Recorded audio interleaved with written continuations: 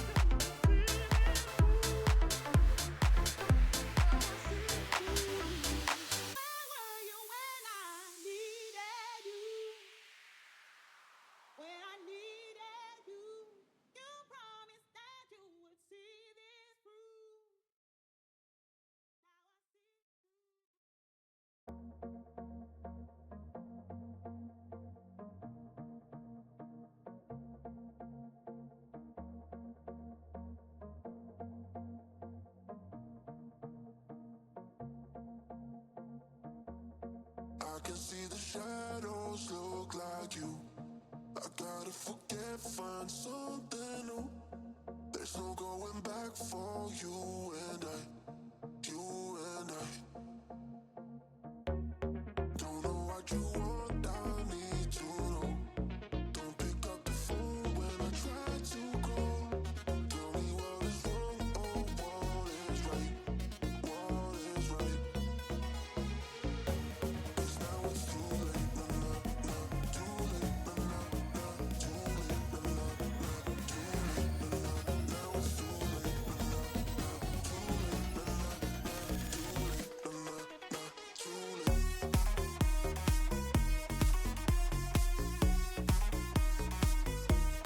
Now it's too late. Now it's too late, nah, nah, nah. Too late,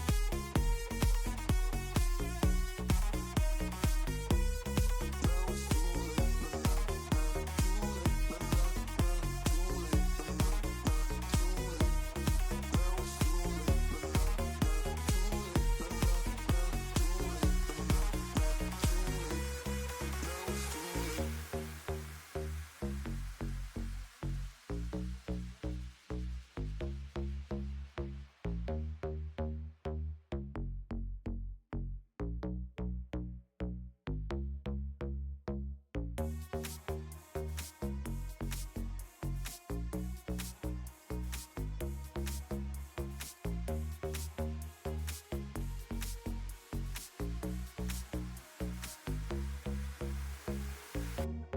I can see the shadows look like you.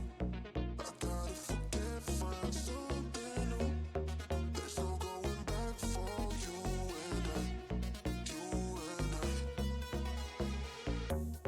Don't know what you want, I need to know. Don't pick up the phone when I try to call. Tell me what is wrong or what is right. What is right? 'Cause now it's too late, nah, nah, nah. Too late, nah, nah, nah. Too late, nah, nah, nah. Too late, nah, nah. Now it's too late, nah, nah, nah. Too late, nah, nah, nah. Too late, nah, nah, nah. Too late.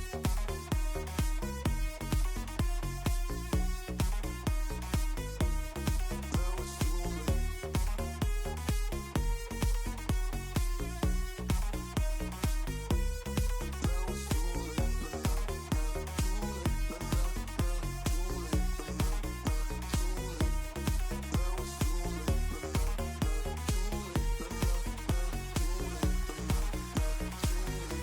Too late, nah, nah, nah. Too late. Now it's too late. Now it's too late.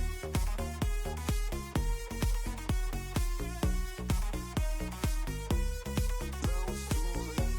Too late, nah, nah, nah. Too late, nah, nah, nah. Too late. Now it's too late,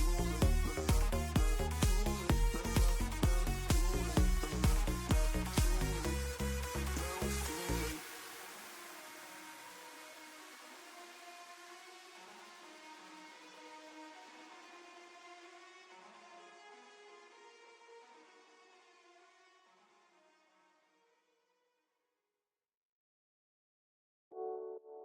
nah. Too late, nah, nah, nah. Too late.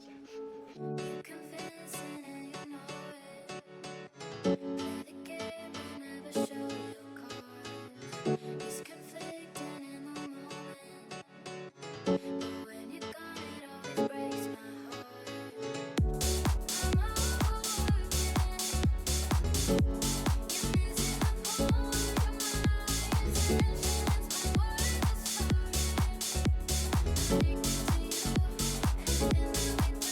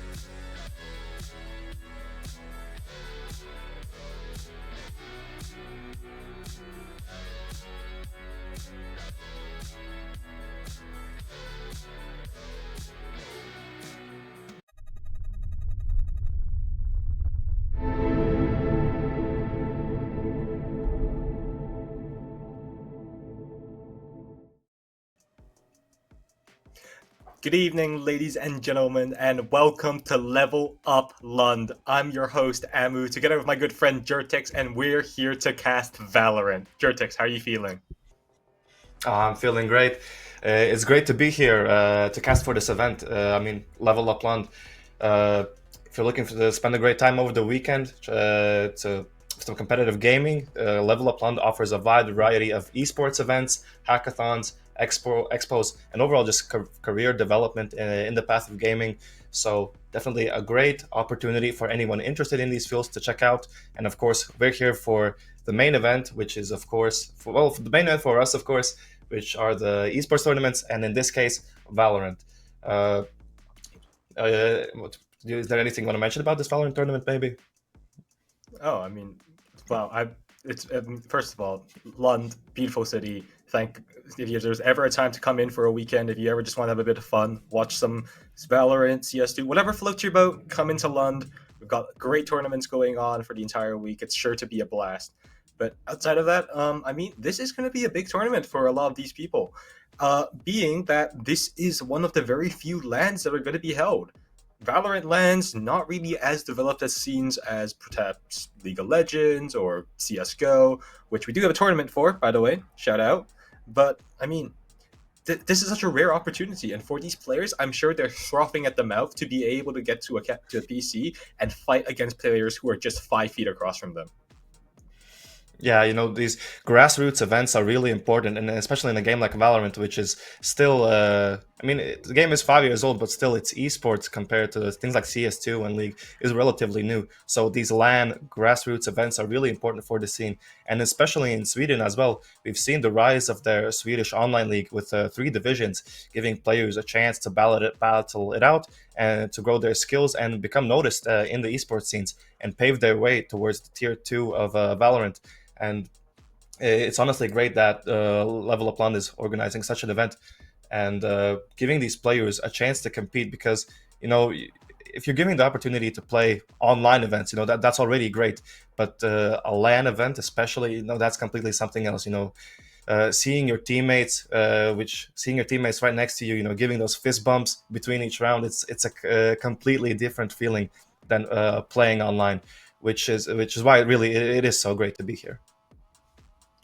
Yeah, I mean, there's nothing that can compare to it. Jurtix, you seem like a guy who's pretty good at video games. Have you ever been to a LAN before? Do you know what the LAN experience like? What our players might be feeling right about now? Well, fortunately, I did have this experience once. I believe it was 2023 Red Bull Campus Clutch. I'm from Latvia, unfortunately not from Sweden, so I couldn't attend this event. But still I had the chance to play Red Bull Campus Clutch in my home country on a stage, on a LAN event, and let me tell you, it's completely different. I mean, it was at first I was really nervous as well. My first rounds, my hands were shaking just because I was so excited to finally be on a LAN, being next to my teammates. And but at the end of the day, even though our results weren't great, I still was very happy about this chance to play at a LAN, play with my teammates, be on a stage. And I hope these players have the exact same experience, to have that excitement, to have that feeling of being next to your teammates, being all in one place, and that feeling of just being together and playing the game is really what makes it really what brings it apart from just playing an online tournament. It's that feeling of being together and cooperation. Yeah, some people play for fun. It's just good vibes, having fun, just trying to be better with your team. But there's also something else on the line for the players tonight, and that is some cold, hard cash. I mean, this is a tournament that's well funded, Jurtix. The players here actually have something to play for. It's more than just bragging rights. There's actually going to be a lot of money on the line, a total of 10,000 SEK. And I mean, look at the prize distributions. Just jumping from going to the finals to winning it all, that's a huge jump. Basically, second and third place completely combined. Yeah, especially for a grassroots event like this, seeing a prize pool around 10,000 Swedish krona is pretty impressive. And for anyone at home who might not have the conversion rates in their head memorized, that's 10,000 Swedish krona. That's about 900 euros for anyone else watching from home. So still a very impressive prize pool, especially for a tournament of this size. And really, that's also what's really important for these grassroots events. It's one thing to have players come in solely on the passion of being able to play, but when given the chance with a prize pool like this, I mean, it really just brings in more people, gets more people in the game, and it's another thing that really drives these grassroots events. So seeing a prize pool like this in a tier 2, tier 3 Swedish event is really important for the scene. Yeah, great opportunity for these players. I mean, from what I understand, we've got players coming from all walks of life. We've got teams that are well developed and looking to make it to the next level to tier two. We've got teams coming in just for fun, and we've got teams trying to dip their toes into a professional scene right now. To be able to have such good support and such opportunities to be able to talk with some of the other people who are on the same path as you, who pursue the same dreams and have the same goals, that's just special. And to have money on the line as well to be able to sustain you as you go forward is just the cherry on top here. For these teams, this is a big opportunity with big money to win. And I'm sure they'll give it their all to try and do that. But outside of that, I mean, what else is there to talk about? It's time to turn to the teams that we have today. And 6 teams already, and already rounds being won out. I mean, some teams already have a bye. They're going to be going through, but the big games that are going to be happening tonight, the Steris versus, we're not even going to say that, DSWSAAC, we'll just call them DS for now, and VC Sanchez and FSH. Big games coming through. Jertix, anything you can break down and assign for us here? I mean, yeah. If you look at the teams overall in just the tournament, 3 of these teams, these are people with experience. So I'm looking at Royal Legion, Vasteras, and Pyrox Esports. These are teams that are currently playing in the Swedish online division.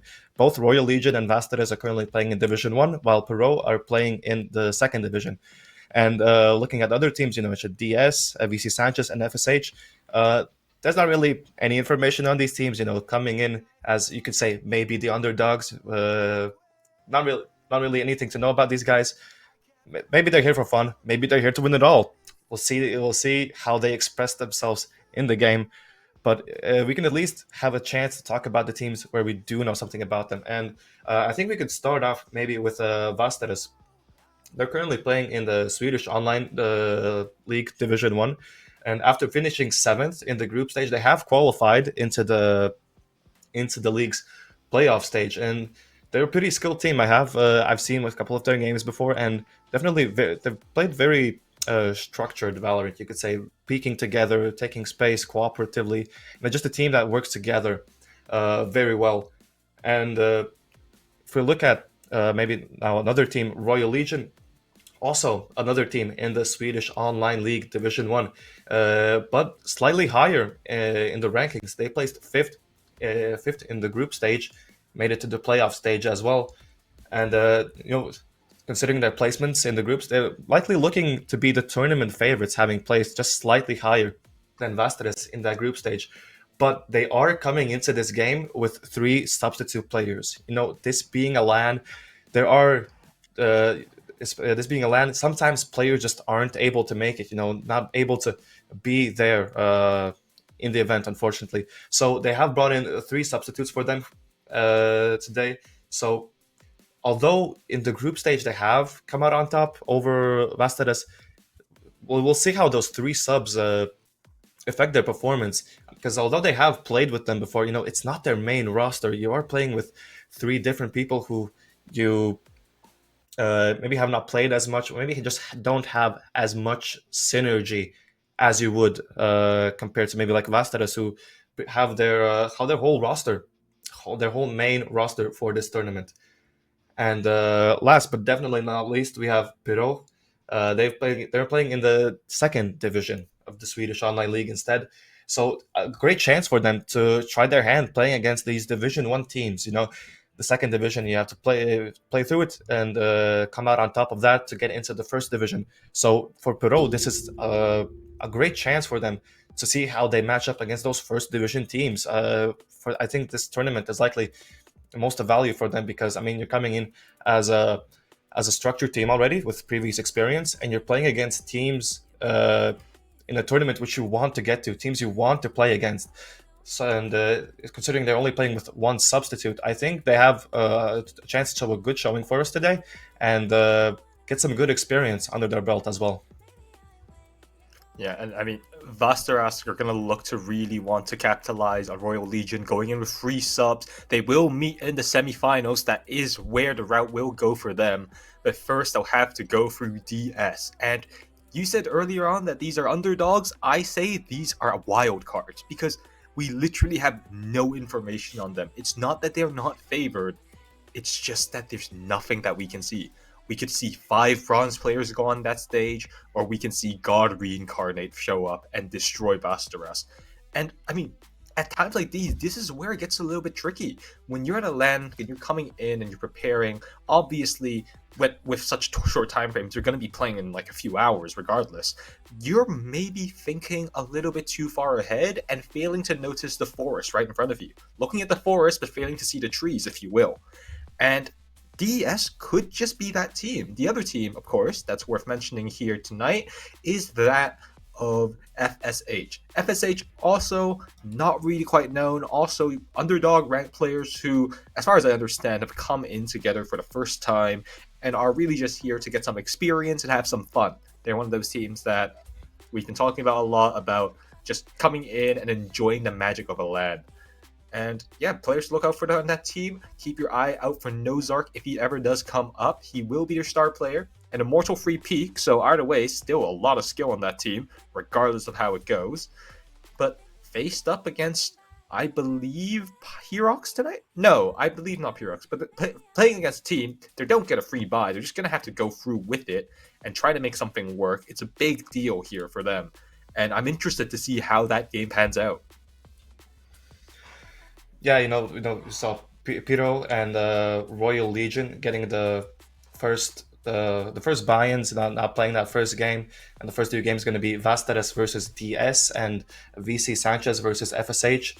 So, especially looking at that Sanchez versus FSH matchup, these both teams that we don't really know anything about, likely just teams of a group of friends coming together to play into LAN, and that's the kind of the magic about LANs. You could say, it's not like an online tournament where you play online. It's if you come together with friends, you play online, you lose. I mean, it's almost like a 5 stack, to be fair. But you're on that LAN, and that feeling is completely different. That feeling, like I said, that feeling of cooperation, especially on LAN, it's so much different. And for these teams like VC Sanchez and FSH, I really hope that no matter the results that we're going to see today, I hope they have fun. I hope they enjoy this day, and I hope that they enjoy this event. Imagine the Cinderella run that would happen if like DS beats out the hardest bracket, completely destroys Vasteras, beats Royal Legion, goes all the way for $5,000 there. That's big money to earn. I mean, that could happen. Anything happens at LAN. It's a day's game. But enough about them. Let's focus back on, well, I suppose what would be the main event of tonight. The potential clash between titans, a duel of the Swedish online league. It is Vasteras versus Royal Legion. And I mean, there's such storied history between these two teams. They've played together multiple times, played against each other. You did mention that part about free subs, but either ways, this is probably the first time that these players are going to get to meet each other and like face off against each other. And I think that's going to light a fire under some of these players. Have a look at how players like, I don't know, Itachi Acid, like these kind of players who you look to be fragging up really highly there for Royal Legion, who have been trying, who are on those duelist roles, who have to spearhead into the entry. Do you play a little bit different on LAN? Do you potentially not have that much confidence when you're not playing at your own setup in your own confines where you know that you're comfortable with taking that duel? When you have to question every single swing you do, when you don't feel like you're in that flow state, this feels like whoever wins that match, if it does happen, will really come down to who has the mentality and who has, well, above all, just the composure to stay calm during these situations. Yeah, I mean, talking about this matchup, first we do have to see Vasteras beating DS in that first game, so we'll see how that goes. But considering, let's say they do take that match, coming to the next one, Royal Legion, Vasteras. I mean, these teams have already played each other before. I mean, it was back in the beginning of February, so a pretty long time ago. Different lineups for these teams as well. But the game was a best of 2 and ended up as a tie. So, I mean, even though it was a couple of months ago, these teams really are just pretty much on the same level. I mean, especially with their group placements as well. One team in 5th, one team in 7th. These teams are really close to each other skill-wise. So we'll see if those 3 subs can maybe tip the balance in favor of Vasteras if we do see this matchup coming up.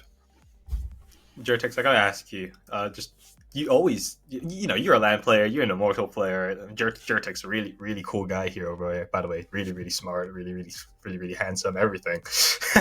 But I mean, now that we're on LAN, this feels like the game might be a little bit different. We hear pros talk about it a lot. We hear them talk about that phantom LAN. We hear them talk about certain angles so you can only play on LAN. Do you think like teams are going to adapt their playstyle to that? And building off on that point, there's also further changes coming to the game. We know that there's Vice nerfs, there's KO buffs, all these stuff that just recently been introduced by Riot. Do you try and punt it when in the middle of a LAN on something that has such high stakes at hand? Because it's one thing to just go through on a scrim and try out KO and realize that he's pretty good or pretty bad. Are you willing to risk that though on a LAN when there's so many variables, so many changes? What happens to you? And do you think do you think that our pro players right now, as they're setting up, are thinking about these things and looking to experiment on such a rare opportunity? Well, first to touch on the LAN aspect you mentioned, I mean the difference playing on LAN it is slight. I mean, of course, it depends on what kind of internet you have at home, but playing on LAN is a little bit different. You know, you can maybe hold that pixel angle, get that split second reaction time that you wouldn't maybe playing from home. But I wouldn't say this changes too much. I mean, uh, if you're gonna decide to hold that pixel angle, you're not really thinking in your head, "Oh, I'm on LAN. I can hold it because I have a better reaction time for my internet connection." That's not really something you think about in the moment. So I don't think that's gonna play into it too much. But a different aspect of playing on LAN that could possibly maybe change the game is just noise. I mean, you're going to be in a LAN center. You people playing all around you, people talking everywhere. You're in a big hall with multiple PCs. It can be loud. You can have moments where you maybe mess up something because you just didn't hear it because there was so much background noise that maybe you just didn't register it. Which is something that, I mean, it's a part of the LAN and you can't really fix it. It's something you have to adjust to, and I mean, could you maybe even call it a skill? You know, just drowning out that background noise, being able to fully focus on the game. And secondly, you mentioned the recent patch notes as well. The biggest changes being to KO and Vice. KO, who has been his play rate in the competitive scene, he's seen as a pretty decent agent. Maybe not in the online casual scene, but more of the competitive VCT tier 2 stuff like that. He's been a pretty good agent, and now with these buffs, I wouldn't say they're drastic improvements, but they're definitely they definitely help him out quite a bit. You could say quality of life changes maybe for KO, with that rest time being now quite smaller, and the underhand flash now flashing for 0.25 seconds longer. It just, I wouldn't say this makes him like, if you were thinking about picking KO or another initiator on a certain map, I wouldn't say this puts KO on top of that other agent. But for people who are already running KO on certain maps, it just makes him even more stronger. And looking at Vice, it's a similar situation, but the other way around. You know, we saw those nerfs with the Razor Vine duration now being 7 seconds instead of 10, and the wall duration now down to 6 seconds. Personally, I think these changes were definitely needed. The duration of that utility, especially the Razor Vines, in my opinion, was just a bit too long. You know, for 10 seconds, you can just stall out a choke point by just clicking one button. I mean, I understand that you have abilities like the Sage Slow, maybe the Killjoy Molly instead, but this just seemed like a bit too much. So I'm glad the nerfs were implemented into the game. But in my opinion, it's a similar situation with KO, where it's not really that Vice has become so much worse that you're going to run a different Sentinel. It's just that playing Vice is not as doesn't give you as much power, not as much value as it used to. So if you were already running KO, I think you're just going to get better at it. You're getting more value. If you want to put KO into your team lineup because of this, that's fine. That's likely can likely help you out a lot more.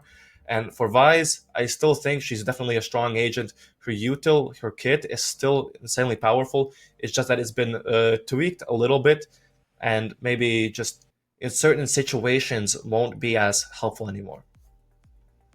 Well, get ready for a player on DS to be the next coming of Cracks and just roll everyone with this newly buffed KO. It's gonna happen, guys. Me personally, I know nothing about them. I'm so high on DS right now. They're gonna go all the way. They're gonna win all of these finals. And not bias casting, by the way.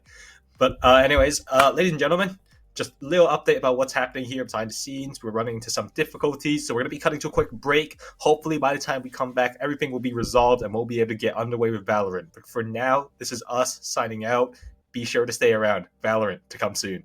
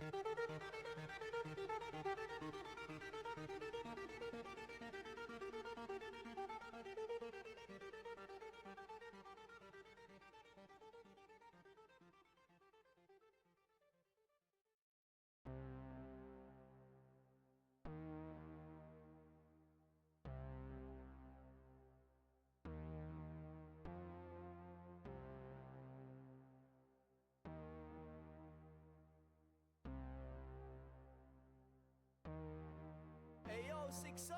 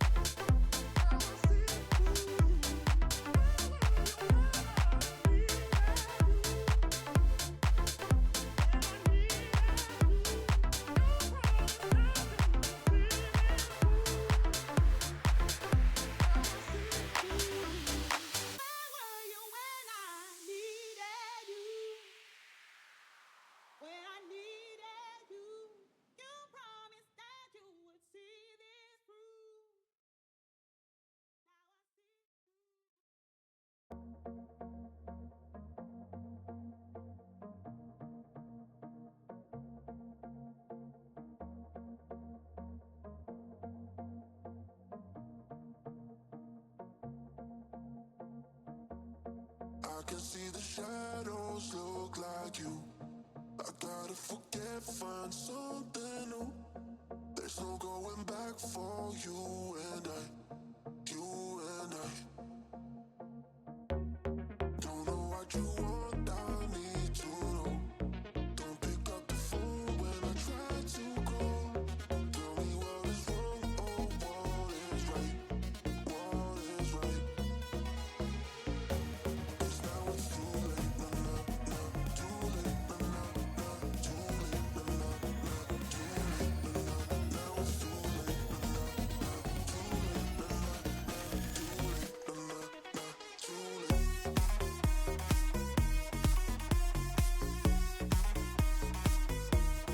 Now it's too late.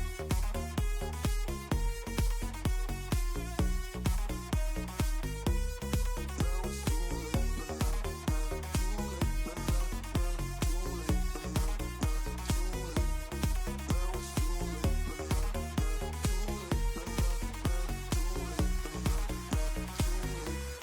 Now it's too late.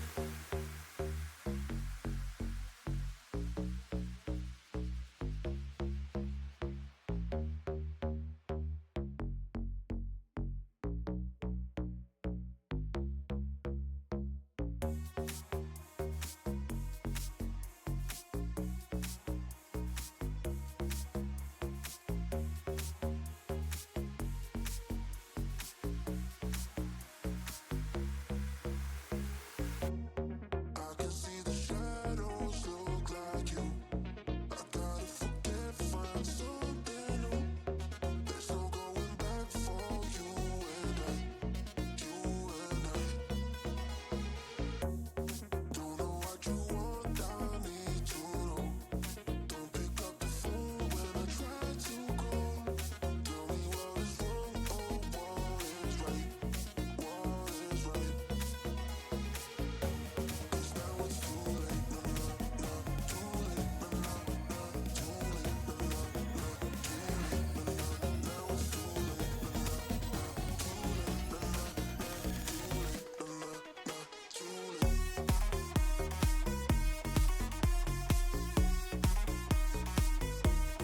Now it's too late.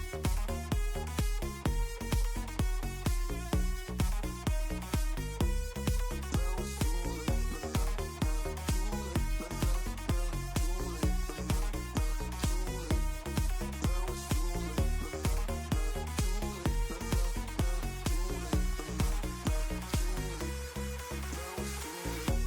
too late. Now it's too late.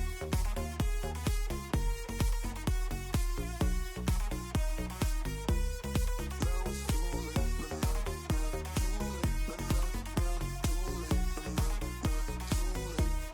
Now it's too late, nah, nah, nah, too late, nah, nah, nah, too late, nah, nah, nah, too late. Now it's too late.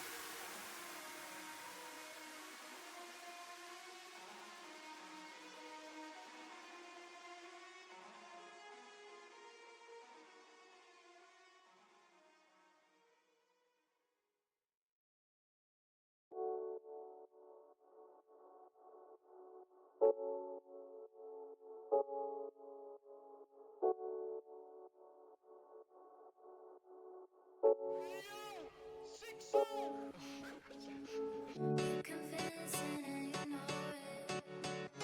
Play the game and never show your cards. It's conflicting in the moment, but when you're gone, it always breaks my heart. I'm overworking. You're missing the point of my intentions. My words are starting. Addicted to you, and then we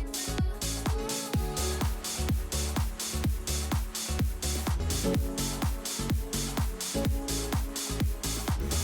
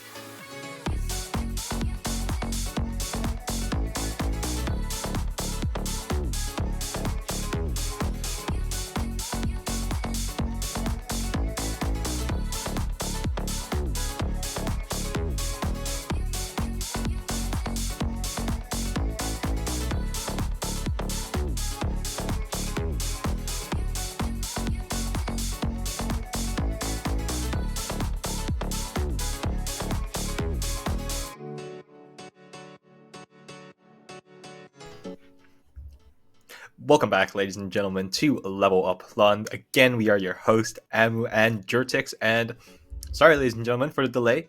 There's been some stuff at the back, but we've got it all figured out now, and we're ready to get into our first game of today.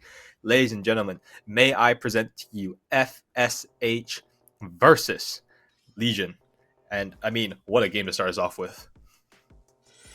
Yeah, I mean, we're looking at a team like FSH. We don't really know much about this team. Of course, we're not there on the LAN itself, but we can consider this likely a team of friends coming together to play in a LAN, have some fun. And, I mean, looking at their ranks, at least, they're nothing much to scoff at. Couple of Immortals, couple of Ascendants. They could do something. But obviously, the heavy favorites in this matchup are going to be Royal Legion. Currently 5th, like we mentioned, 5th in the Swedish online division, making it to playoffs as well. Almost even making it to Tier 2, playing in multiple Polaris events as well. Just being that a couple of games away from that Tier 2 level. Royal Legion is definitely a very strong team and even likely a favorite for this tournament as well. So it's going to be a very heavily favored matchup for the side of Royal Legion. But this is a LAN. This isn't playing from the comfort of your home. This is playing in a LAN, in a big hall, people all around you, noise all around you. Anything could happen. You could see FSH coming out on top, but just purely off of vibes that they had. Just running it down, having fun, just doing whatever they want. While Royal Legion, like we said, the favorites, they're just coming into this game. Don't know anything about their opponent. They're just gonna be playing their own game. They definitely have things prepared. They're definitely been ready, definitely getting ready for this tournament. So even considering all of that, that FSH could maybe bring something out, I'm still definitely favoring Royal Legion for this matchup. I think this is even more interestingly just a litmus test in general for how successful Swedish Valorant has become. Because, as you know, the Swedish Online League has been running about for a year or two now. They've been able to develop a lot of talent that we see nowadays, a bit of a pipeline, if you will, for entering into Tier 2. And so you start to see the trend, I suppose, of Swedish teams and how far they can go from just your average 5-stack, assuming, of course, that FSH is your average 5-stack. It's going to be interesting. Can the puggy style of just having that star power, being able to shoot your gun straight and just not crumbling under the pressure of a LAN be sufficient to allow FSH to come in with a huge upset win? Or has the players over at Royal Legion, by going through drills, by just playing together and scrimming for such a long time, elevated the bar to a point that they can have a very comfortable win here?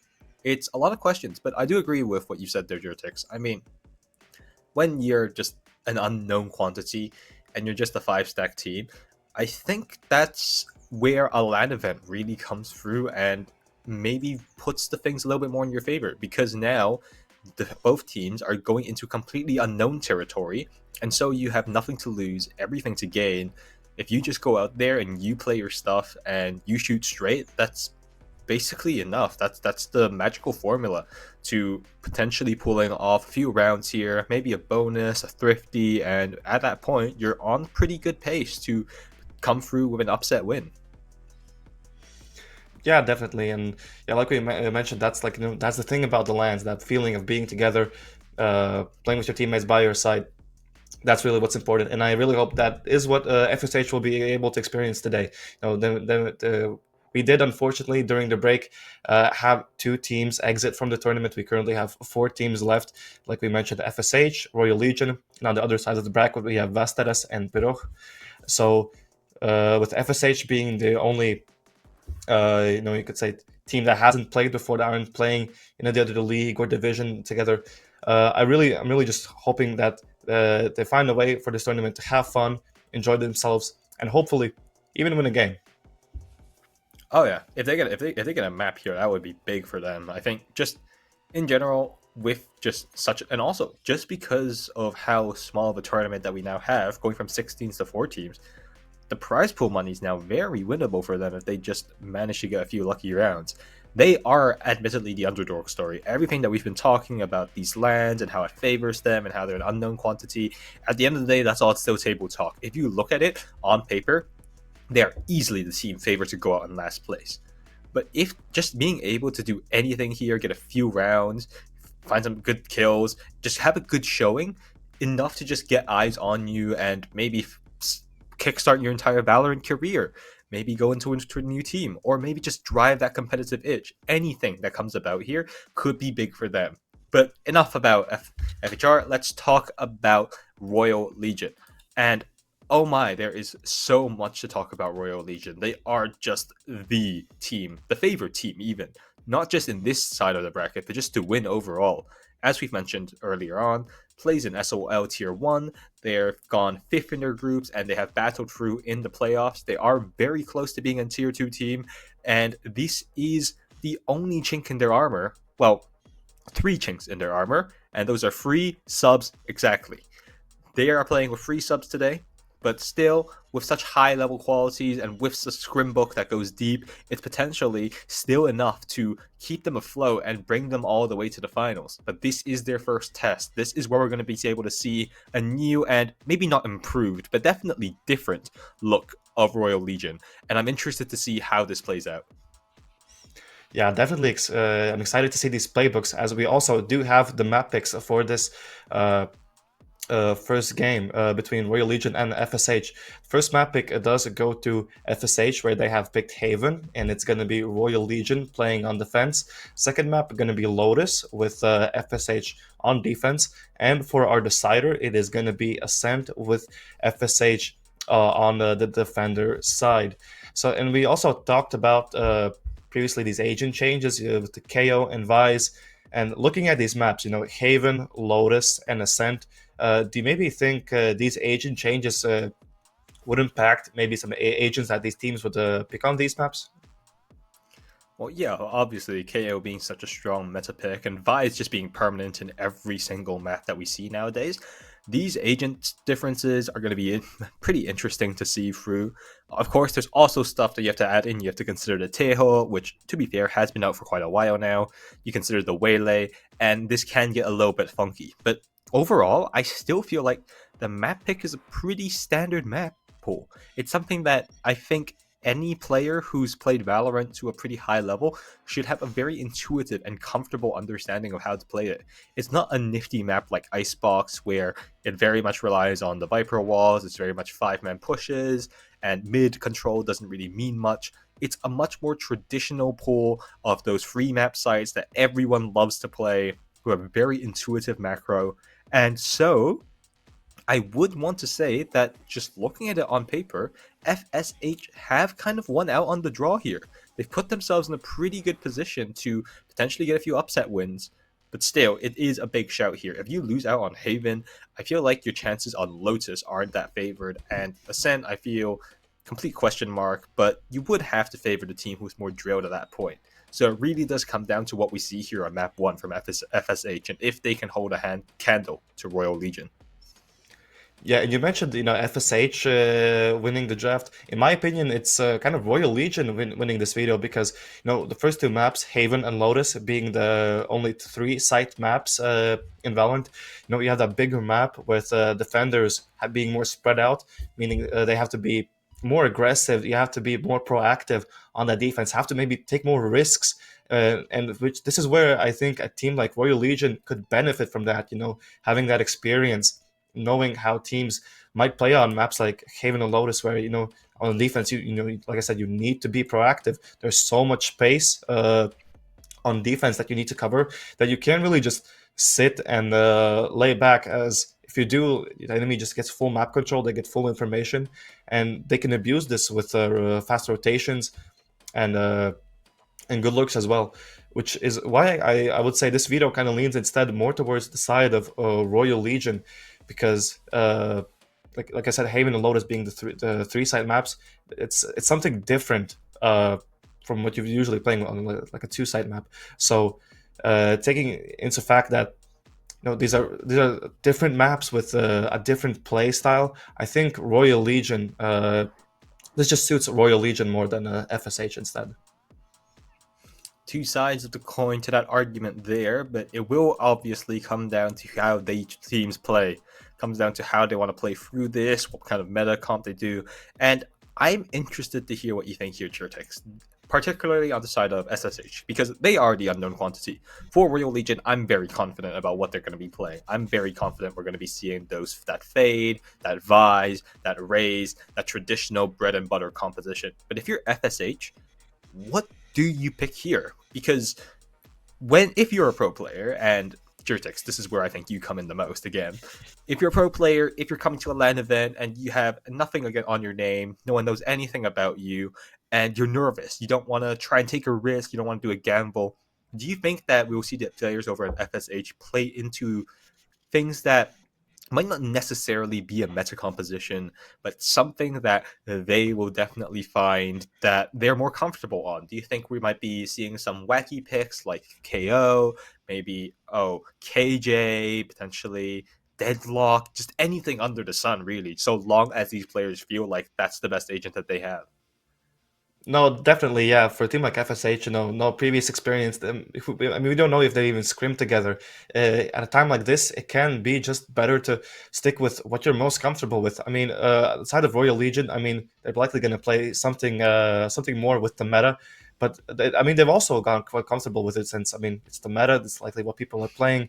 But over on the side of FSH, if you do decide to go for something wacky, something unexpected, you could throw a big wrench into the plans of Royal Legion. If you pick something. I mean, I can really nothing really at the top of my mind, but if you pick something completely unexpected that Royal Legion couldn't have seen coming, it they might need to change their game plan because of that one character that you picked. Some of their ideas might not work anymore just because you picked something so outlandish that why would we ever expect it in the first place? But so that is kind of where that is one of the strengths that FSH can use. But really, it just comes down to personal preference. And if they do decide to go for that comfort pick instead with maybe some wacky agents, or the meta pick, which is just proven to be good on a certain map, and it still has agents that pretty much everyone knows. I mean, look at a map like Haven, the regular comp, at least for a while, with the double initiator, Breach Sova, Omen, the single duelist, and a Sentinel. And really, there's a lot of flexibility. The duelist, you can play Yoru, you can play Neon, you can play Jet. The double initiator, we mostly saw Breach and Sova, but recently we've been seeing a lot of Tejo as well. For the controller, you're likely going to be running either Omen or Asher. That doesn't change too much. The Sentinel, you could maybe switch it up with something like Vise and Deadlock, which hasn't seen too much play on a map like Haven because of how big Haven is. Without Vise util, you can only really hold down one angle with your util, whereas with Cypher or Killjoy, that alarm bot and that turret and those tripwires can hold multiple angles at once, give you so much space, just passive information, whereas Vise maybe isn't so great at it, and especially Deadlock as well, which only really has the wall and the stuns. But of course, if anyone's lurking, those stuns are not going to be catching anyone. Interesting that you mentioned that. I'm actually kind of curious now about what kind of composition FSH are going to choose here on Haven. So traditionally, as you said, there are many compositions. The most traditional one that we see is the one you've mentioned, the Breach Sova, Duelist, Sentinel, a controller, yada yada yada. But we've also seen some variations of that. Case in point one, Breach Yoru ISO. Something that we've been seeing a lot here from players like Fnatic, who have been running Alpha Year on ISO. It's just go in, take your duels, be aggressive, always try and have a 1v1 and be confident that your players can win that 1v1. Another thing that we've seen recently, and has gotten a lot of success from teams like Gen G and even Fnatic themselves, is that slower Viper composition. A Viper being used to try and get a lurk through onto the extremities of the map, try and hide map information, particularly on the defense side. That wall being able to cover both the choke points on A and B, having the wall being able to be used for the defaulting over towards A. We saw Munchkin use it to a lot of success over at Champions. So between these three compositions, if you're a Pug team and you're just starting yourself off, you've got nothing to go off of, you've never played together until today, what kind of out of those three comps, where do you think FSH are starting to lean towards? Like the traditional comp, the very aggressive comp, or the very passive defensive composition of that Viper? I'd say definitely the default comp, because if you're playing a composition with a Viper and double controller, it takes a lot of coordination and teamwork. Your game plan needs to be synced. You can't, if you're playing with a Viper, you're playing slow, you're playing calculated. Everyone needs to be on the same page, which is something that a group of people coming together for a LAN event might not really have. That takes time, that takes experience, which is something Royal Legion have. So we could maybe see something like that coming up from them. Then you mentioned the ISO Euro comp. ISO Euro being two agents that, I mean, me personally, I at least haven't seen too many people play online. I'm not saying these are completely rare agents, especially Yoru recently with how strong he's been recently, and his pick rate has gone up. Still, an agent like ISO and Euro, it still requires good coordination because you can't just swing to take these fights. You have a slightly smaller amount of util than you would have with that double initiator. So every piece of util you have to use it precisely. Every bit of util you use counts just because of the fact that your util is slightly more limited than you would have running that double initiator comp. So you can't just take duels swinging into the open. You need to have some sort of setup, which is again where that experience kind of comes in, that teamwork and knowledge about the game, which is why I'm likely leaning something more towards the default comp to double initiator, because that's just been how Haven's been played for the past couple of years. That's what most people know. That's what I've seen also played online a lot. It's just a very solid comp. You have the information with Sova, you have entry utility with Breach, then you have a Phil Duelist, a Phil Smokes, and then a Sentinel that can just hold multiple points of contact at once. I take it then that you also agree the traditional DRX composition might show up on the Sen, and Lotus probably like that Neon Fade or Rays Fade Cypher, like just those traditional comps that we see out from FSH. On Haven and Ascent, definitely on Lotus. I do expect we could be seeing something different. Lotus being a map where, I think on Lotus there isn't too much of a meta, at least yet. Of course, people running the Breach Tackle a lot more recently, but still there's that option of the double controller. Maybe there's just more options, in my opinion, at least, on Lotus, and there's a lot more leeway for running an agent. You don't get punished as much for going off meta on a map like Lotus, I think. So teams can get more experimental, can get more wacky with their compositions. I don't remember exactly what this game was. I mean, for example, Team Liquid in Kickoff. I don't remember the comp exactly, but if I correctly remember it was Phoenix, Reyna, Clove, and then another initiator and another controller. And I mean, they took the map. It just, it is a tier 1 team, of course, but it just proves on a map like Lotus, I think you can really just go all out and really just play what you're comfortable with and stick to it. Okay, sure. So never mind that though. Lotus not on these players' minds as we first head to Haven, and that's a Waylay. Interesting. That's Waylay ISO. To be fair, Waylay had completely slipped my mind. I wasn't really expecting a pick of Waylay, and especially coming out from FSH. I mean, I'm excited to see what they can do with it. The reason that teams kind of run the Euro ISO was you have the solo for information, you have the Euro for the flashes. But what they gone for instead is you have Breach with the initiating utility, but you've still gone for the double duelist. So while this team may not have as much information as a comp like for the other side of Royal Legion, they still have a lot more entry power, you could say, with that Waylay dash. I'm interested especially to see how they combine with the Breach stun, the ISO undercut with the Waylay dash. There's so much explosive potential for this team. And on the other side, Royal Legion sticking to what could be classified as a more meta comp, running that Breach Techo, which we've seen a lot of recently, been very powerful, been proven before, and just sticking to what they know. Map 1 here of Level Up Lund, soon to come through, the first Valorant map of the tourney. It's FSH versus Royal Legion Gaming here on Ascent for Map 1 to break open the bracket of our Valorant tournament. Big deal here. And yeah, like you said, Jurtex, I completely agree with you. a more traditional comp here for Royal Legion, and FSH have gone for a little bit more of a punt with that Waylay. You don't usually see them in compositions like this. There's not a lot of that vertical, like, elevation for them to be playing off of that you would see on maybe an Ascent, and there's not that need to just dive in and go for that recall. She's not really so traditionally used here. Much rather you would use potentially just a normal Jet or the Neon, who's been able to do so much more value that we've seen here in recent times. I'm going to start off now, though. FSH trying to make this Waylay work here on the attack. It seems to be just a fast C hit. Pushed in, crossed through all the utility and already fast in, but still the utility swarm great from players over at Royal Legion Gaming. Shuts them all down. 2 kills found there from FSH's duelist, but nothing more to be said, and no Zark left in a 1v2. Whiffs the shots, and that's all they wrote.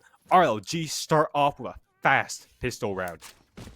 Yeah, not a bad idea from the side of FSH. You know, we saw that fast C split in through Garage. Isvac running through, dashing into the site. But the Royal Legion players, I mean, ready for it. Smoke goes down backside, able to still hold that space and still fighting on the site, not giving it up just yet.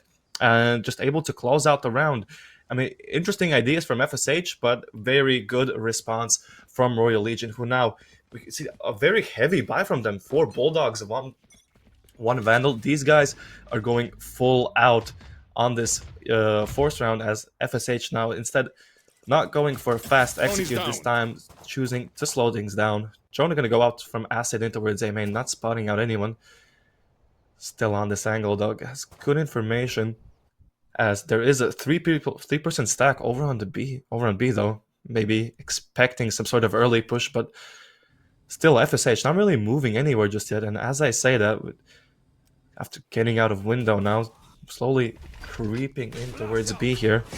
Life goes out into the side. So far the stun, but Viranoia already getting 3 into the round. That's a 4th. Could be going for the ace. Flash is gonna go out from Slinky. Chasing this player down. Viranoia, oh, he's baiting for him. He wants the ace and he gets it in the 2nd round of this tournament. Viranoia comes out with an ace. FSH, they're just kind of expecting, looking for any aggression, and when they come through, just gambled in on the site, decided not to overcomplicate things, so just go for broke, and, well, they find themselves completely bankrupt there. Viranoia just on that angle, that's such a strong angle. Not being caught out by that breach stun, being able to just do everything in that position, and now the buy, not even that bad for the team. They've lost 0 guns there. This might look like a bonus round here, but FSH still probably on the back foot. It comes down to whether or not they can win this big swing round. Yeah, they'll catch him here. Oh no! No way! Misses the kill and now diving in, still though there for the refrag! Right there. Fragged away, the Waylay was, but now they still get the side, a little bit of turbulence there, but at least the bomb plant will now go down. A retake necessary, and it's flooding through fast. Shut down there by good ISO utility, and now the round comes down to a pause. Fall free, still very much in FSH's favor. Yeah, stun already going out inside. It's Itachi going in, does get picked up by Nyx. Still, Doya been in towards CT, but Nyx shuts it down with a wonderful 3k. And that's FSH's 1st round on the board with 4 weapons into the next round as well. Big round to win there, but I mean, you started to see a little bit of the concepts of Waylay there, just pushing in, diving through, but the utility just a tiny bit off, flashing them, their own teammates there, and just giving a free kill. So I believe that was Acid at the back of sight. A little bit more cleaning up on the details, and potentially that round goes even more towards FSH's favor, but already starting to exhibit some of the strengths that this Waylay provides. Yeah, early utility already out towards A, but still Nozark getting the first, traded by Videonia. Still Nozark on this angle, does get stunned, and the fight towards short is just going the way of Royal Legion. Players still here, Slinky in this corner could be dangerous, as Nyx finally decides to back off, as the lurk came through from Chris, but already picked off by Yoyabin. Now 2 players of FSH left. No space gained either. This is gonna be tough for them to get back into. RLG's reading this, expecting potentially a little bit more of a pivot. They've just backed off now, knowing that they have that man advantage, knowing that they don't need to try and aggress for these kills. FSH, they need this round here. They don't have a great buy coming to the next one. They spent money to try and buy back Isavak in that position, and now they're just gonna have to creep their way in towards the site. And the moment these smokes come through, the moment the bomb gets tapped, that's information giving up exactly their position. And this flood, it's imminent. It'll come soon. Bomb plant now will go down uncontested, but now the flood's coming through fast. Splash, those are looking the wrong way there, but still little damage done, little chaos there. ROG will cleanly transition that retake, and they'll go up on the first gun round of the map. Yeah, FSH not really ready for that A fight just yet. Utility catching them off guard, and a nice read from Royal Legion as well, getting those first 2 picks. And it seems like Chris has a lurk in towards B for a moment there, but Yoya been aware of it, able to shut it down early enough, and really ends up securing them the round and a nice retake onto that A side as well. As now coming into the next round, FSH still with some money on the line, able to buy 4 Vandals, only 1 Spectre on the side of Chris. And once again, it looks like it's going to be a C hit for them, but the players of Royal Legion already grouped up in towards the mid. Early cam goes out, Nozark, stun goes out, but Nozark already there on the angle, gets 2, still going for more, pushing it, isn't aware of Acid in towards short. Does get another pick, and that equalizes things. 3v3 now, as side control gain for FSH.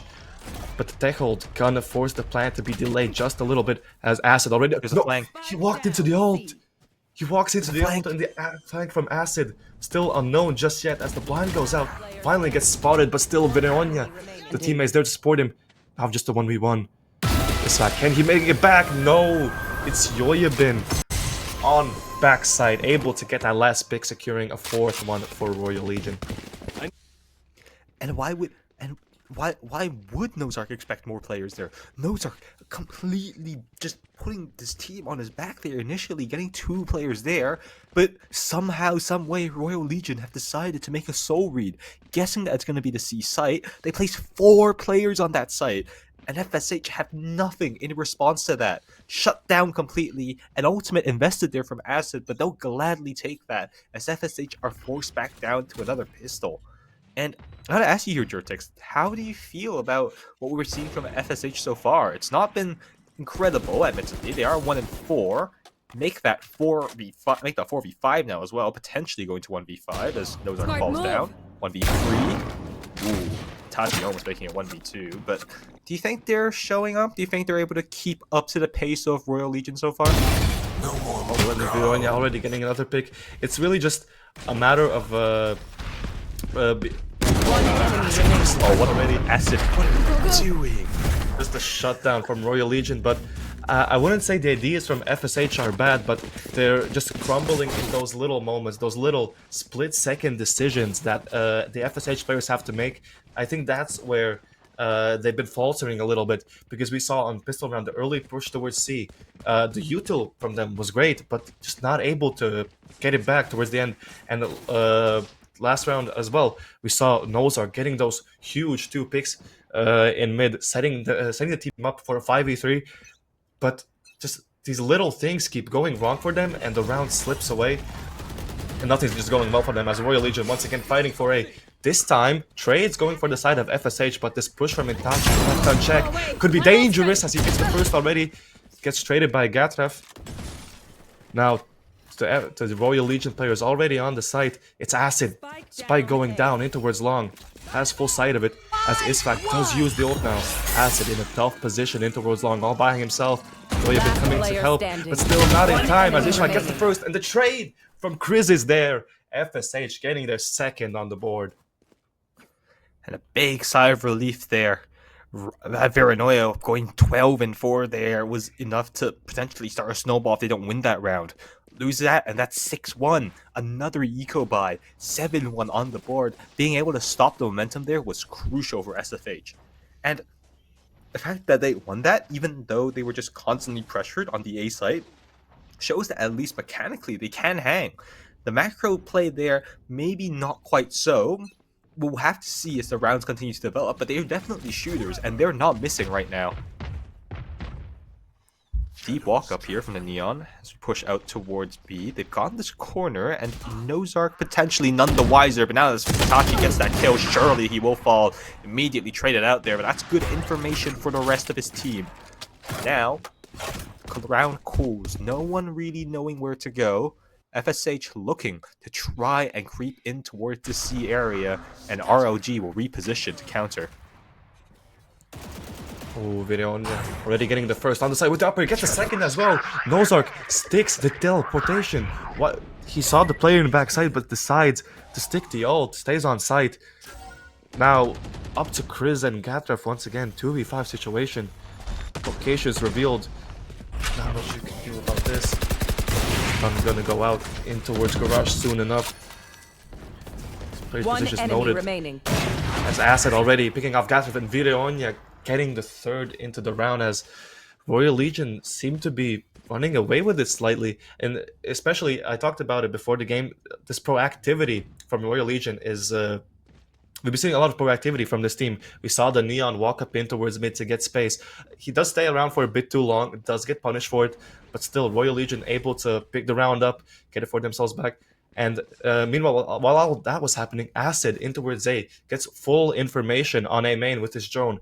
And this is the type of proactivity I was talking about on defense, where your defenses are so spread out that you need to take risks, you need to take information to win these rounds.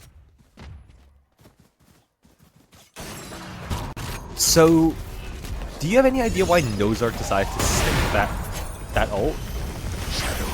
No reason to do so now, but force his team into an eco, and they'll have to make do. Already finding the first kills, actually still going their way now. They might have an operator potentially online. That's a big ultimate though. Catches the gun. Chris now hiding in towards the side. Charisma trying to make something work here. The way he matches people, infatuated with his shots. Spots out the Tejo, not being able to get anything. Itachi too quick on the draw, and now the wrong side completely cleared out. They're free to just slide right in, and Itachi good for 4. Another ace potentially on the cards here, as Yoibin's going to be the one on the defuse. Itachi looking to protect. Stick, it's going to go through. Nothing to contest. Itachi gets the ace, and that's 7 rounds in a row now. RLG are on fire. Remember, A second ace for Royal Legion just in this first half alone. These guys really are showing us why they've playing at such a high level in the first division of the Swedish Online League. And I mean, the round looks dangerous for a moment there. Nice job from FSH to play together in towards the site, to trade off each other, to use that weaker weaponry to just play together and try to isolate these fights. But at the end of the day, the weaponry difference just being too huge, and Royal Legion pick it up. Now this time we do see some fight in towards A from FSH, but still it's Videonia with the operator. Unstoppable so far, getting the first pick into the round, and Nozark's right there to clean it up though, equalizing things. As now plan gonna be tapped on the way to the C-side, but the player backside unknown. Acid still fighting, does get picked off. Videonia still dangerous with every single weapon in hand. Now, numbers equalizes. Slinky gets another one in towards the site. Now, the FSH players nowhere near this B site, backing off, looking to explore other options, as Videonia has just been unstoppable with every single weapon that has been given to him. That's big as well, because that was huge investment on the side of SSH. I believe Nyx's ult didn't catch anything there. And again, they're just running in towards this B side. Vinaroya has played on top of this box so many times now, and they're just unable to recollect that and try to change up their strategies in response to that now. And so they'll pay their dues. A 2v3 now, potentially. Looks like they want to set up a flash play here. Nozark will be able to take all this space. Gives it back up now, and the smoke will come through. Trying to find something here. Viranoia, he's been on fire recently. In the smoke, gonna be the first one coming through. The flash, good to at least try and set it up. The Gatraf, that's a great shot being found. Gatraf has to do it all, can't do it though. Stunned up, great utility there. And RLG continue on this warpath. That's 8 now, potentially looking at double digits to end off this half. Yeah, FSH, not really aware of the operator. You know, you've seen it already so many times, especially towards that B site. You have to be wary of it. You can't just let let him get these opening picks. He's playing Omen on defense, and he's 17-6. He's opping.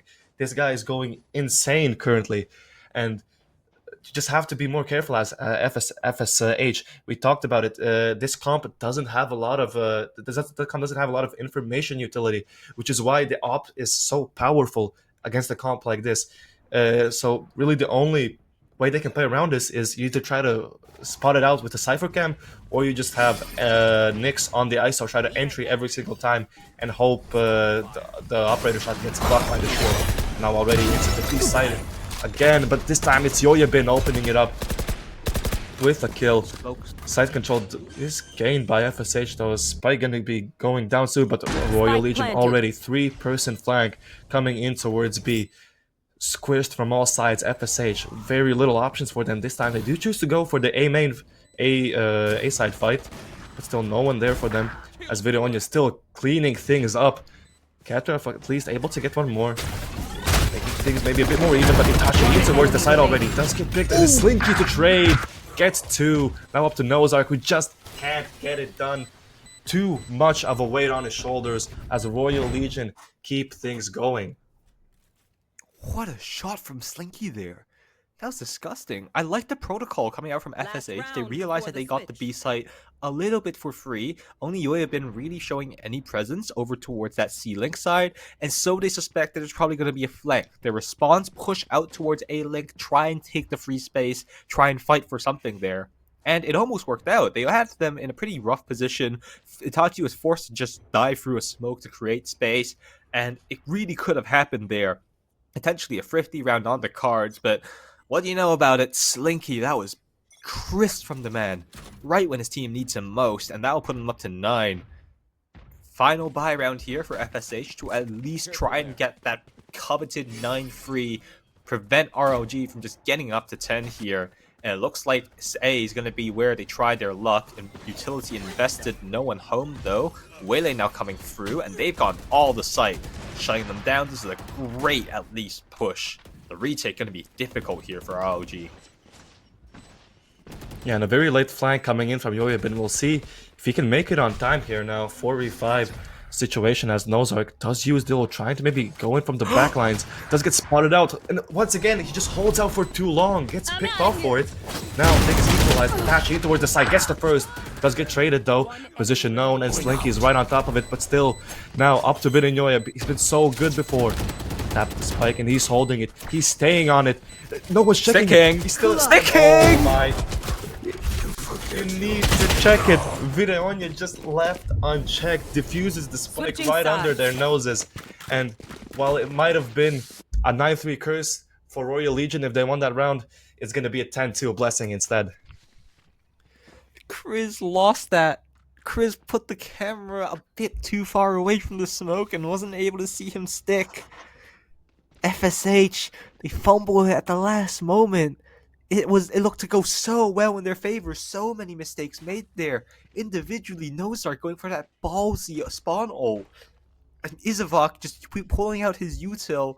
And that painful 2v1 there. Veranoia already 19-8, and he's just clutched another round for his team. Side swap now, but momentum heavily favoring RLG as they look to capitalize on it with this lightning fast composition. Initial duel, walks away there, okay. So, the initial skirmish coming out, a lot of map control here being taken by RLG. This is dangerous from FSH. Gonna be walking down short now, Isavak.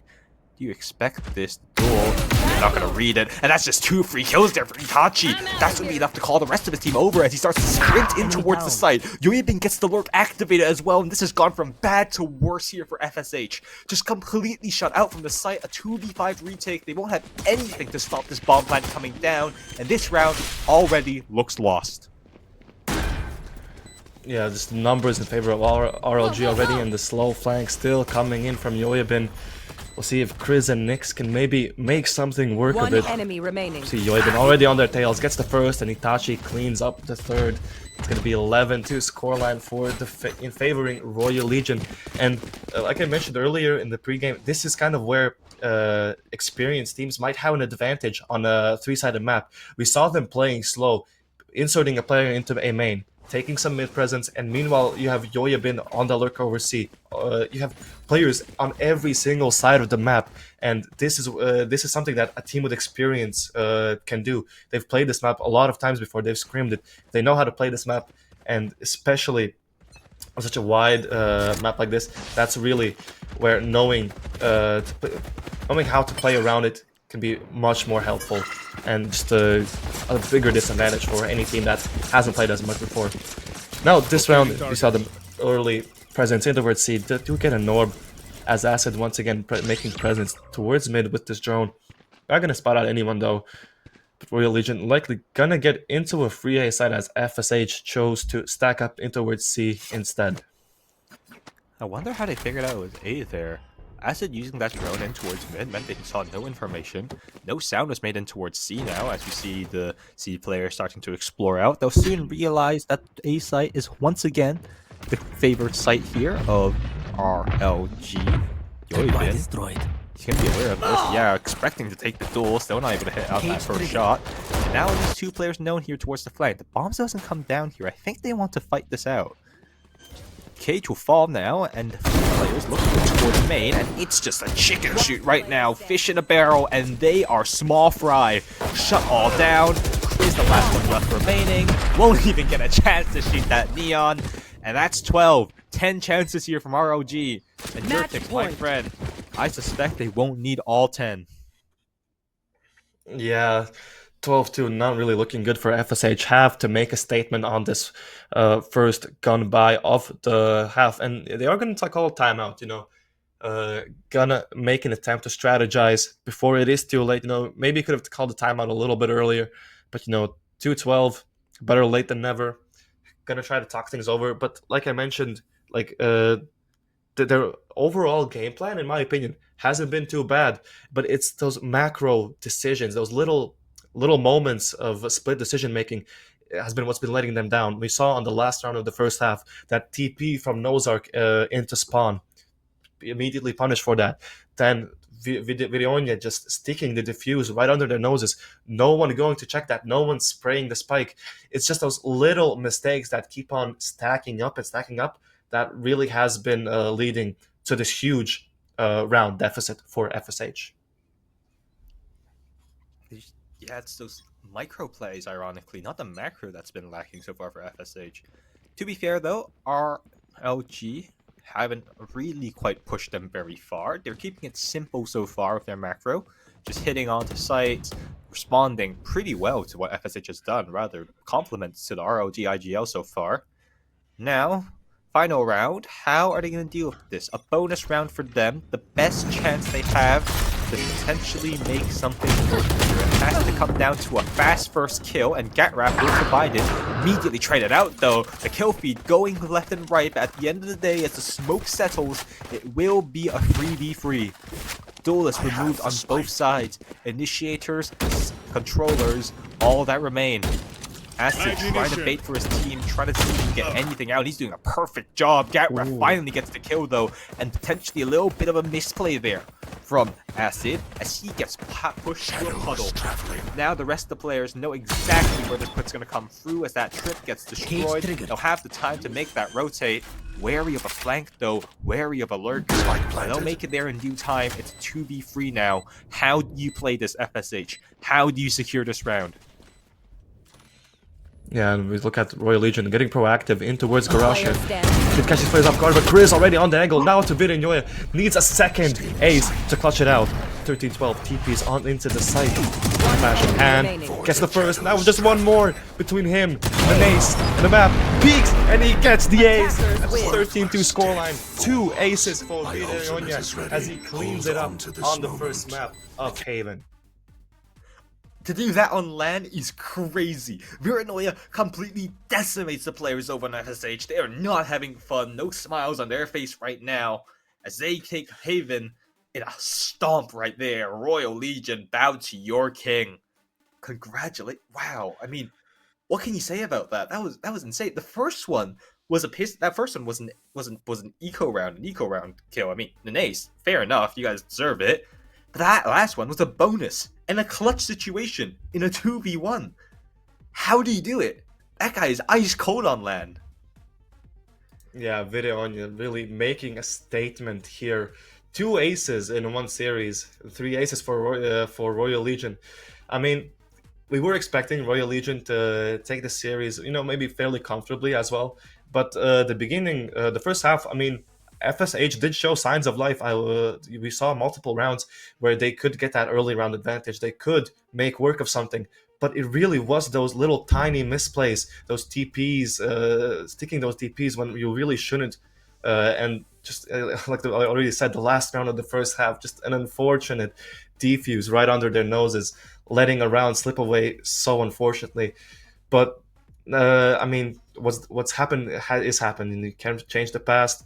FSH needs to look towards this next Lotus map. Maybe try to fix things up. Maybe work on their mental, because I do still think they played fairly well. I mean, this is a tier 2 contending team you're playing against. And with the performance they showed, I don't think they played too bad. Like I said, it was just a little tiny mistakes. And if we can maybe see them walking into the next game with maybe the same confidence and maybe with a little more, how you could say, maybe not willing to do maybe such outlandish plays, maybe maybe locking in, you could say, It's maybe a little safer. more. Yeah, Do not Omen if you TP see- into spawn. Do not stick that Exactly. Omen TP. Yeah, the scoreline pretty bad, but not reflective of really the skill gap between these two teams. A little bit of concern though there for what you mentioned earlier on. We were talking in that pre-show about how Lotus and Haven, they're not the same map, but they kind of translate similarly. If you can't figure out the ebb and flow of Haven and you lose out in a fiery flame, that does not symbolize a good time there for you guys over on Lotus. But still, a chance is a chance, and FSH, they'll gladly take that if they want to continue to go forward, if they want to be able to play for even more and force out that map free of Ascent. So many questions weigh on their mind. Can they make it back on Lotus, or will Royal Legion just completely dominate this bracket in their road to grand finals? Ladies and gentlemen, don't go anywhere. Map 2 of Lotus coming up real soon.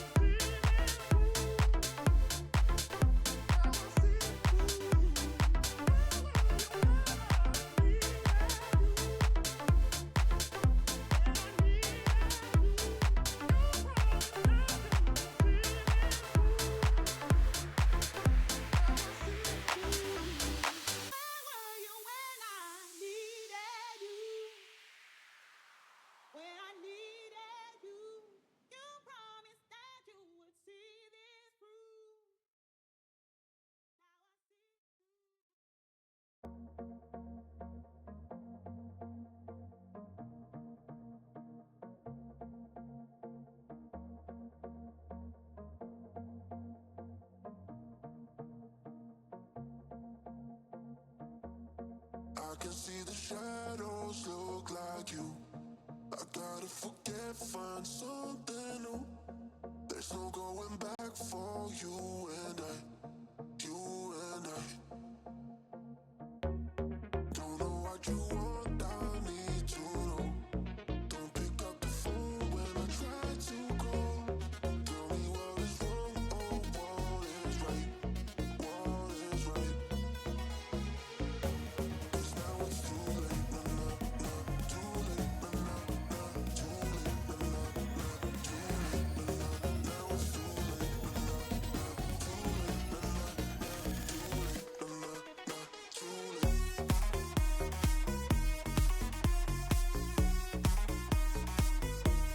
Now it's too late. Now it's too late, nah, nah, nah, too late, nah, nah, nah, too late, nah, nah, nah, too late. Now it's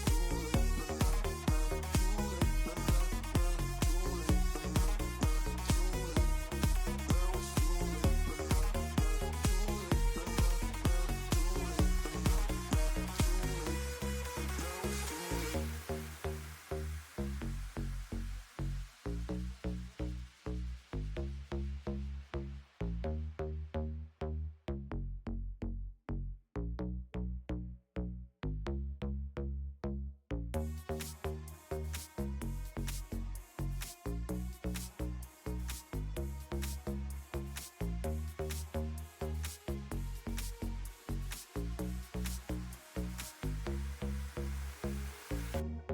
I can see the shadows look like you. I gotta forget, find something new. There's no going back for you and I, you and I. Don't know what you want, I need to know. Don't pick up the phone when I try to call. Tell me what is wrong, oh, what is right, what is right. 'Cause now it's too late, nah, nah, nah, too late, nah, nah, nah, too late, nah, nah, nah, too late, nah, nah, now it's too late, nah, nah, nah, too late, nah, nah, nah, too late, nah, nah, nah, too late.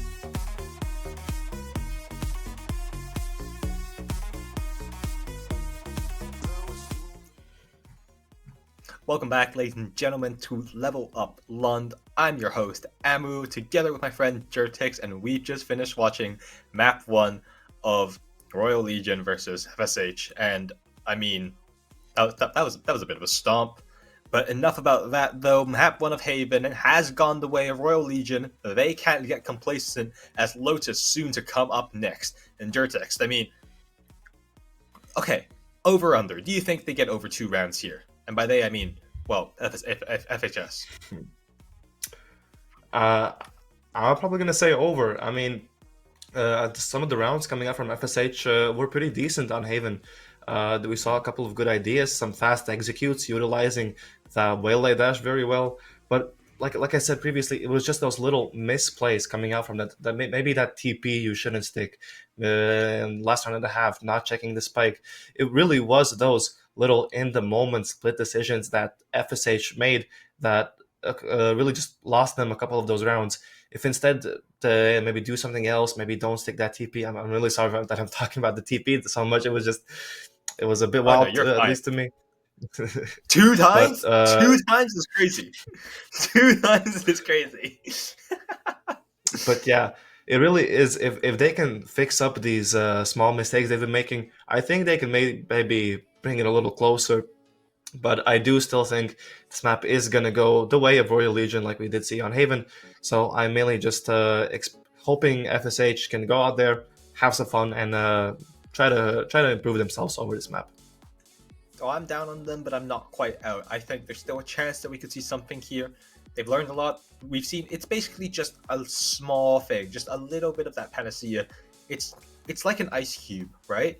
Once you get it to like 1 degree, 2 degrees, maybe it's all just water. But once you get down to that beautiful 0 degrees, it freezes up and becomes an ice cube. Same thing's happening here. They just need to fix that one little tiny mistake, and I mean FSH will look solid at that. And if they look solid, quite like that ice cube, then we could potentially see a map 3 coming through. But that is far and away. They've got a lot to work on so far, and I mean, do you think they'll run a similar style comp? Do you think they're still going to be sticking to that hyper aggressive waylay kind of comp? Maybe pivot over to a neon in this case, but still, like, it wasn't as you expected, right? That more traditional Breach Teho or Breach Sova that we saw, very standard cookie cutter composition. It was a little bit of spice in there, a little bit of aggression, and that might just be their team personality, but it obviously didn't quite work out as they got 13-2'd.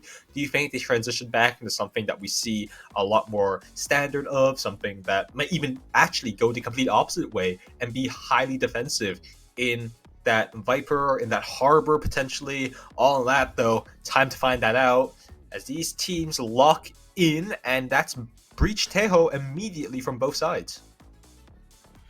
Yeah, I mean, pretty much the exact same comp for the side of Royal Legion and FSH. I mean, once again, we're seeing three of the same agents, but instead of the previous now ISVAC on the Raze, and a Techo bought out for them as well, not playing without a Sentinel instead. So really leaning into that aggression even more with the double Duelist and the double Initiator comp, while over on the side of Royal Legion, something a bit more standard, playing leaning into that Techo Breach composition and Neon, which just brings so much utility to them. You have the Breach stun, the Neon stun, Techo Molly. There's so much that you can do with that. But over on the side of FSH, there still is a lot of utility for them as well, especially ones that you can, especially for taking fights.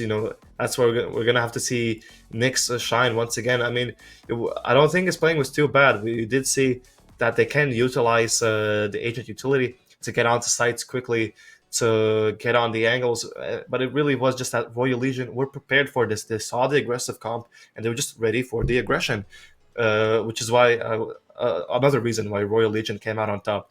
But still, if FSH can find a way to utilize this double duelist composition, this double initiator, to bombard Royal Legion with their utility, I think they may have a chance of getting some rounds on this map.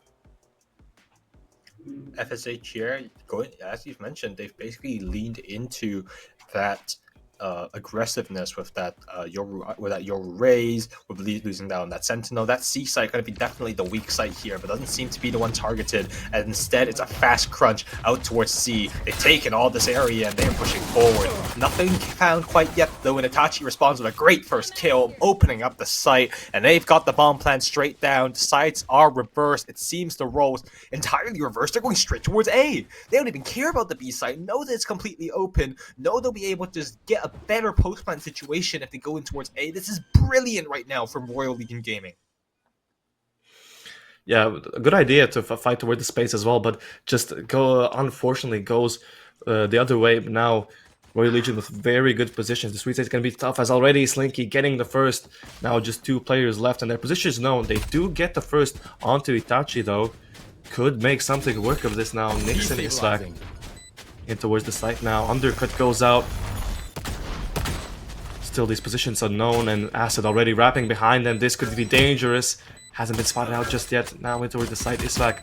It's gonna be Nyx to get the first, and now up to Isvac, just by himself. Into this backside position. The camera tagging him. Now Molly going out. There's so much utility bombarded towards him, and Royal Legion getting their first on Lotus. Yeah, I mean, good protocol coming out there. A lot of aggression, well done from Yoyabin to be able to recognize that they were in danger and back away immediately. No real play coming through there. I mean, Itachi just on the go, recognizing their win condition would be to power through and not just hold in and fight for that area. And they just power through on towards the A side. That's another pistol round win now. 3 in a row here for Royal Legion, as they now transition into basically the same buy as last time. Slinky going to be at that Sheriff, so no 5 Bulldogs to be spoken of this time around, but still significantly in their favor, and especially as they get that kill onto Kriz. Kriz having a bit of a rough series so far. Didn't do so good on that Cypher and map 1, and now getting caught out again. Much hope lies in him to be able to come up alive if FSH look to be able to put their first round on the board. Things are flipped good read up from above. Royal Legion. Meanwhile, already going toward the C side, realizing that's the weaker side of this map. Already the kills going their way, and the lurk from Yoya been already there in towards this A side. He's been dangerous on Haven, and he's still dangerous on Lotus. Now let's see if we can get another pick. Oh, shot to just connect in towards the end. 3k for him, and now last player Nozark finally does get spotted out and cleaned up by Itachi. And that's a clean second round for Royal Legion.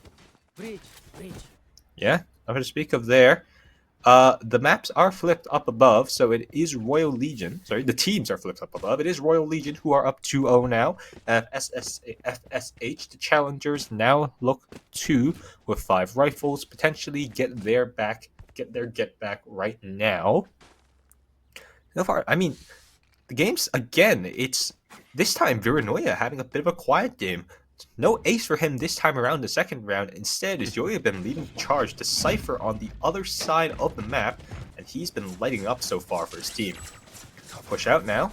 Hits in towards C. Big fight coming through, and no one home. A lot of utility expended, but the bomb plant should come down pretty uncontested here. Yoya been again on the flank gets a kill. How's he always able to do that? Spike planted. Now bombs down, and they're in a rough position here.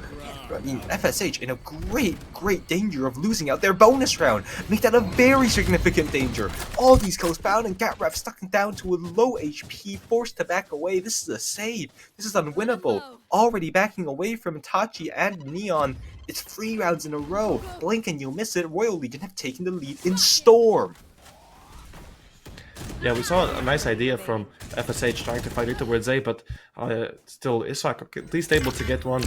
But after their early push towards A goes wrong, there's not really much they do. We saw this huge stack in towards A. They push through, they get the information that no one's there. But what do they do after that? They're a bit lost, you know. Yoya been already getting that first with the lurk. We know how dangerous he is. But then what do they do after that? You know, you have 2 people pushing in towards the waterfall. They get picked off, and then 2 people wrapping around in towards main, but they're so late that they can't really help the team. It's a little bit disconnected from the players of FSH. They can't really, after their first idea goes through, they can't really decide on just what to do next. And now having to buy down into lower weaponry once again, gonna be a tough round for them, as Itachi already making his way towards this A side. Full main control for them already, and he's still pushing into the side. He's checking every single corner. Nothing left unchecked in towards the side now. 3 players now gonna be pushed as well as Itachi already from behind. This team is so fast. This team is so diligent. Royal Legion letting no corner left unchecked. Another interesting thing there, I think, is just that Royal Legion have been pretty dominant on this A side so far, despite not investing so much utility in towards it. FSH have the team who, I mean, with the Teho, the Breach, actually all 5 of their agents, really, you'd think that they'd have strong A presence and would win out this A Rebel fight time and time again. That's kind of what I think Royal Legion were expecting. That's why we saw them hint towards that C side so much. But now they're realizing that FSH aren't really interested in taking A control so early into the round. Now you see a Breach, but look how far behind from the rest of the team he is. A Breach Teho, that's not going to be enough to stop the Neon. It's basically free real estate here, and they're willing to abuse this fact time and time again. Again now, pushing out, Tachi, dangerous, manages to get that position now. Only losing out on 80 health so far, but that's all of A main control given. Duel coming out here towards the B side, and who else but Yoya Bin again to win it through. And now the map, the ults, everything reviewed to them, and they'll be able to pace up how they want to play this round again. Kills though going the way of FSH in response gives them a little bit of a lifeline to play around. 3v3, Yoya Bin, what else do you got? He's a monster in the walls, always able to find his one, and now leading, marshalling his team. The spike sprinting towards C. There's nothing to plan. There's nothing to stop this plan, and Yoya Bin will regroup the rest of the team. It's an excellent position, transitioned, 3v2 retake again. Yeah, and especially FSH on this 0 Sentinel comp, you know, you can't just sit back and try to play the game, I mean, as you would on a 2-side map. This is Lotus. If you have no Sentinel, you need to take some space. Otherwise, you're just sitting back. There's gaps in your defense there, and especially players like Yoya Bin can exploit them so easily. And that's really what's been their biggest weakness. They need to fight for space some more. But now it seems these players do not want to save. Nix and Chris in towards the side, but Videonya has been so good before, and he's so good on Lotus again, cleaning up the 2K. And you have to wonder, maybe they just should have saved those two weapons into the next, as the situation is just not looking good for FSH. Oh yeah, gamblers died to cast it, and it obviously wasn't in their favor. Timeout now taken earlier one than what we saw last time before, but it's still going to be for round 7. Not much to work with so far. Looking a bit grim here for FSH. Don't let the scoreboard deceive you. They are the one with a goose egg on the board. It's Royal Legion who've picked up the last 5 rounds and the only 5 rounds of this map. Ult's still available for them, though. Little bit of a glimmer. I mean, they've got pretty big ults here. 4 big round-changing ults to play around. Nick's close to his one. Isvak got his ultimate online, and Chris and Gatraf, they'll come probably in these next 2 rounds here. On the flip side, much slower on the uptake so far for FSH. Admittedly, Yoyabin has used his ultimate, but they're actually losing out on this race as of right now.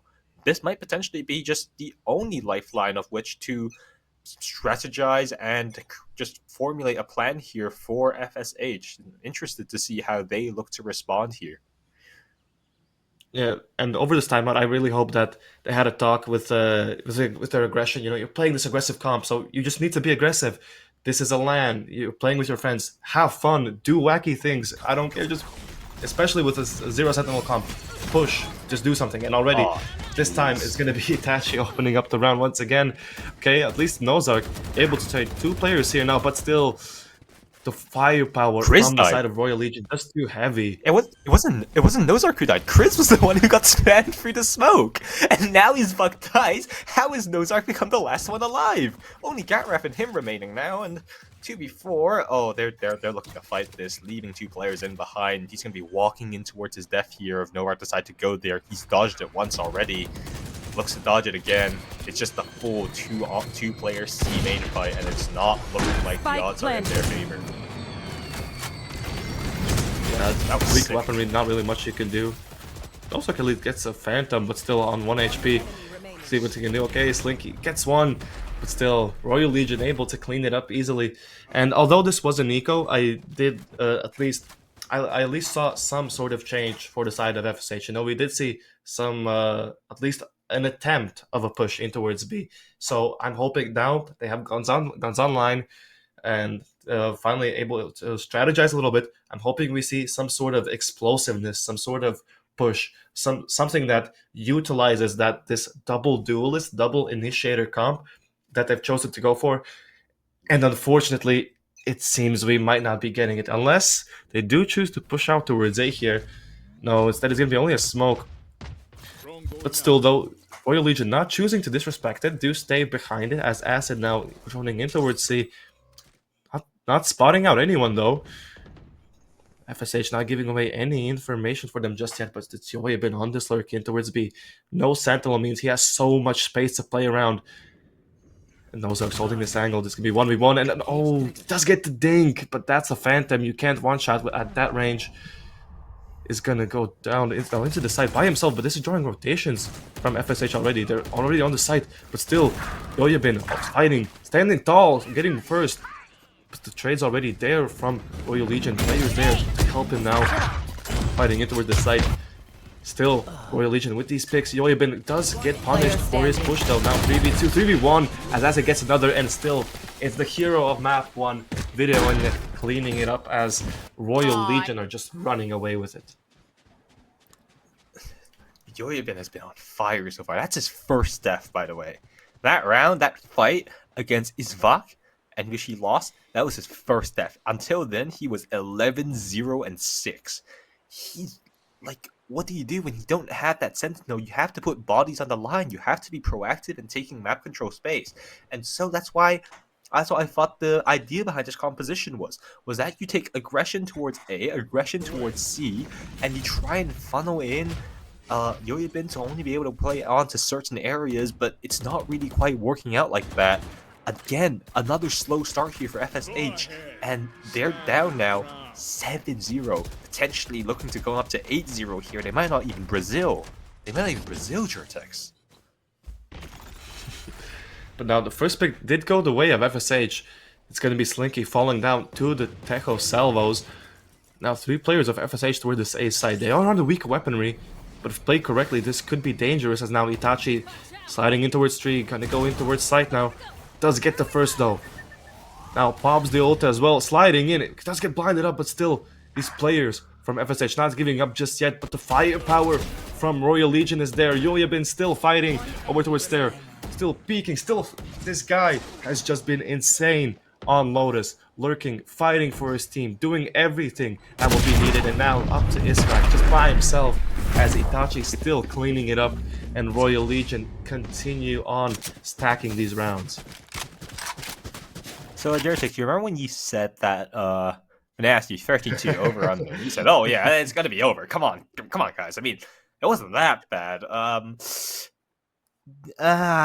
You know, like, okay, it happens to the best of us. Even analysts gets things wrong, and what do you do when Yoyabin's going 13-1, when Acid's going up for a quiet, cool 9-1 as well? Itachi's just doing tricks on everyone, winning every single duel because he's a Neon. What can you do there? It's so difficult when you don't have protocols to counter these strong players, when you don't have ways to think about it. Yoyabin now walking down towards B again. He's been caught out here. They're trying to run a trap play to try and catch him out, and Yoyabin will, for the first time in a long time, fall as the first kill. In the meantime, though, a response coming through from the rest of the team. They're pushing out towards B. They want blood. They're thirsty for it, and they'll get everyone there. The entire team of the site cleared out, and that's going to call rotations. ISO invested there from Nyx, trying to salvage the rest of the thing for his team. He comes up in thin air. The plan's gone down towards A. It's another 2v3 retake on this hard site, and a breach available here for Slinky. All the utility in the world. They could play however they want. I think it's a save here from FSH. Never mind, gonna be going for it, just trying to cross out their T's, dot their I's, do their due diligence there, and now they try to launch an attack on the site. Slinky, this line, stuns them all, buys crucial time for the rest of the team. The Tejo as well. Now down to this corner, won't even be needed. Slinky just gets all 2 kills there. 9-0 now. It's a nightmare scenario, even worse than what happened on Haven. Royal Legion, this was their map pick, and they're making it show. Yeah, I mean, the push out towards B was pretty nice from the side of FSH. That blind and ISO undercut going out towards Yoyabin was great, and they get the first pick. But after that, Royal Legion just respond so well, instantly fighting towards B to catch off guard anyone who might have been using util, anyone there, and just finishing towards A. These guys are playing the map perfectly, but this time, this is the adjustment we needed. FSH pushing out heavily towards C, and they're rewarded for it. Picks going both ways, though. Videonia able to equalize. Now 3v3 with the weaker weaponry. FSH trying to make work of this as his Nyx getting another onto Videonia. Now, numbers advantage, but still, both of these players for the side of Royal Legion already on this A side. FSH will be able to pick these guns up and try to play towards the weekend, but Chris is being so aggressive.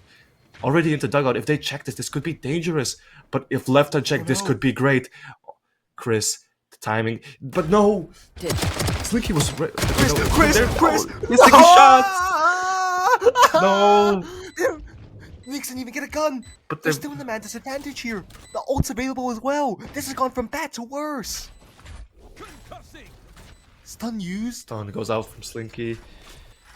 Yoyabin's on 1 HP. Yoyabin's on 1 HP. 1 HP! Ult finally going out as well. Players both in towards the side. Flash going out as well. Both of these players having to find the spike first, but that's Slinky. Still toward the top side. It's Yoyabin fighting by himself on 1 HP. Still standing strong. Cleaning up both of these FSH players. And it's another round that looked like it could have gone the way of FSH, but Royal Legion snatch it back. Continue building their lead. Oh, that's heartbreaking for Chris.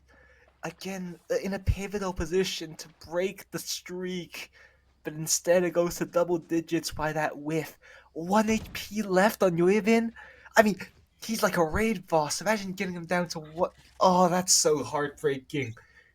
Still got a final buy here, a last hurrah, and they need this. So many ultimates available. Again, it's a fast crunch towards A, but again, it's been read out. They played this card too many times, and now the Devil's Die is due. Oh. Chris makes it up again. Chris got to that round, making up redemption for last time, and Nyx gets two more of Nyx. his own. Yoyabin, the last one standing, the genius, the one who's done so much for his team so far, cannot do it. They get a round. Yes. They get a round. They've done FSH. it. Round in the half. Finally rewarded for their efforts. A great push on towards C. Does get a little bit dangerous at first with Itachi getting those first two picks in towards B, but Chris, huge 2K coming out from him, able to hold down that B site, and props to Nyx for opening that door and instantly realizing he needs to fight for this space, getting those two players in towards main. And I mean, this is what we needed to see from FSH. This aggression, this taking control of the round is what we needed from a comp like this. And once again, we do see early utility out towards A and two ults extended from FSH, but not really going to get much value. As Royal Legion now immediately going towards the C site. But still, this push from Nozark has been great. Gets the first. Still, it's going to be Heisvak by himself on the side. Does get picked off. And Verionya's on this look. If left unchecked, he could be dangerous. But Royal Legion now, Itachi on the side, positions revealed. Spike making its way toward the side now, but Verionya, this lurk is dangerous. Smoke's going down towards site. They have to buy time for this lurk. Only two players on the site. Both Itachi and Yoibin, they've been great before. Can they be great again? Now Itachi on this angle. Not able to get the first as it's Nyx. Once again, he's been huge. Where's the thing? Oh, wait, I just realized I haven't planted yet. Finally, the ult goes out. This time Nyx. This time it's Nyx again. He's been huge these past two rounds, and Chris too. Getting that second kill as well. Now up to Yoibin. He's been great before. Can he be great again? Nozark already just right behind him. Able to spot him out and getting the second round for FSH as they clean it up towards the end of this first half. Finally, they had overcooked that a little bit too much. You saw the idea that was going through was because they had put the Cypher to ult the Switching botany sides. over towards C, that would submit that Yoyabin isn't on that flank. He's in with the rest of the crew towards C, and so therefore that B lurk is no longer needed to be considered. Guess what? Vinaroya is over there, and he's looking to capitalize off of that contingency. Walks up with the rest of the team. He calls for no plan, but hold for me and give me time to execute them in the back. And in the end, team just loses out. They can't hold on to the site.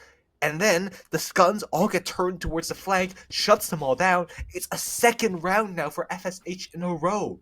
I eat my words here instead. This looks like they could go over here. Hope, breathe in, but now it all comes down to whether or not you can build up that momentum, keep it going through this pistol round. How is the play? It's a duel in towards C, and this time it goes their way. You can't run that strat against FSH. They run it all the time. Gets the kills now, and that's an open C site. They'll take it entirely for free here, and a 3v4 retake available here for these players over on Royal Legion. The players close toward the side already.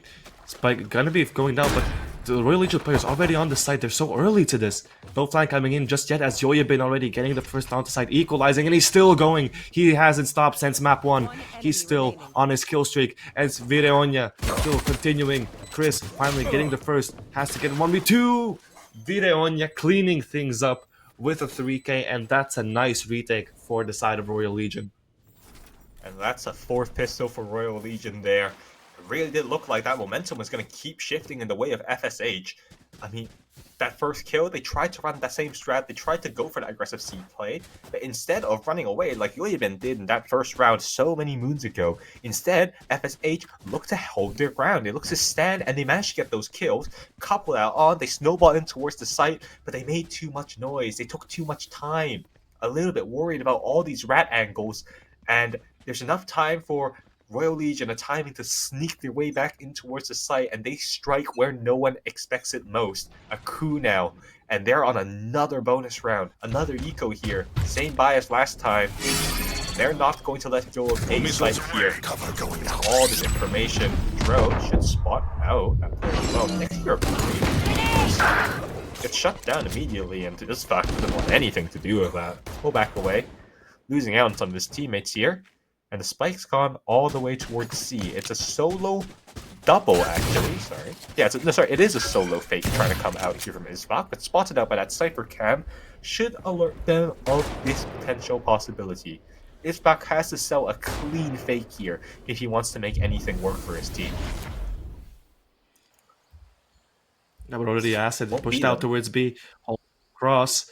This could be dangerous. Left unchecked, and Nozark unaware of it just yet. Now Acid still holding on to this angle, still wanting to get those picks, and finally they're peeking just into it. He's still getting more, and the stun is great. Acid cleaning things up, putting his team up to match and series point. This time, I mean, slow down a little bit there. Acid, we were talking about how he was 9-1, a little bit of slowdown, 12-5, but I mean, it doesn't matter really when the rest of your team's going up and lighting up just as well as you are. Again, 10 chances. Last time they only took the first. FSH looking to improve upon their record. This was the round it all went south last time. This was the round where Viranoia got an ace to close out Haven. They can't let the same thing happen. A big A-brawl coming through. Itachi, the first one up on the play, catches them all. It's good. And the same thing happens once again.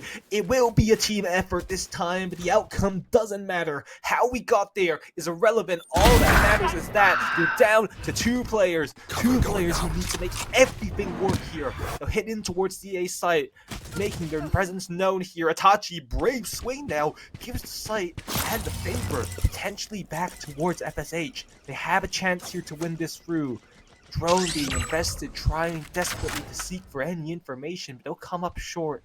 And now they should suspect the players in towards this rubble area. He invested, the swing comes through, Slinky wins that fight, Slinky gets it all, a 4K for the man, and that's all she wrote. Congratulations Royal Legion for winning out the opening match of a Level Up Lund. They will take it to upper grand finals and be one of the teams contesting for $5,000.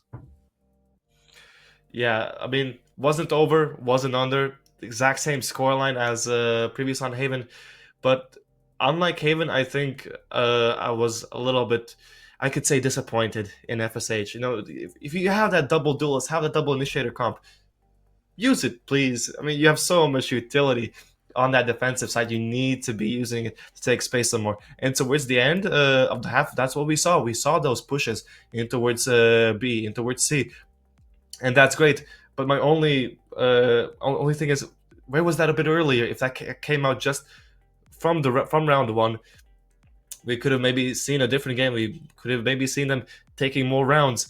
But at the end of the day, congratulations to Royal Legion.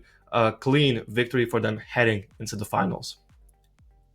And they'll be feeling good about that. Everything firing on the right cylinders. All that has to be remain is figuring out who their opponents will be. We'll be back with that news and more after the short break. Ladies and gentlemen, don't go anywhere. The finals to come soon. Peace.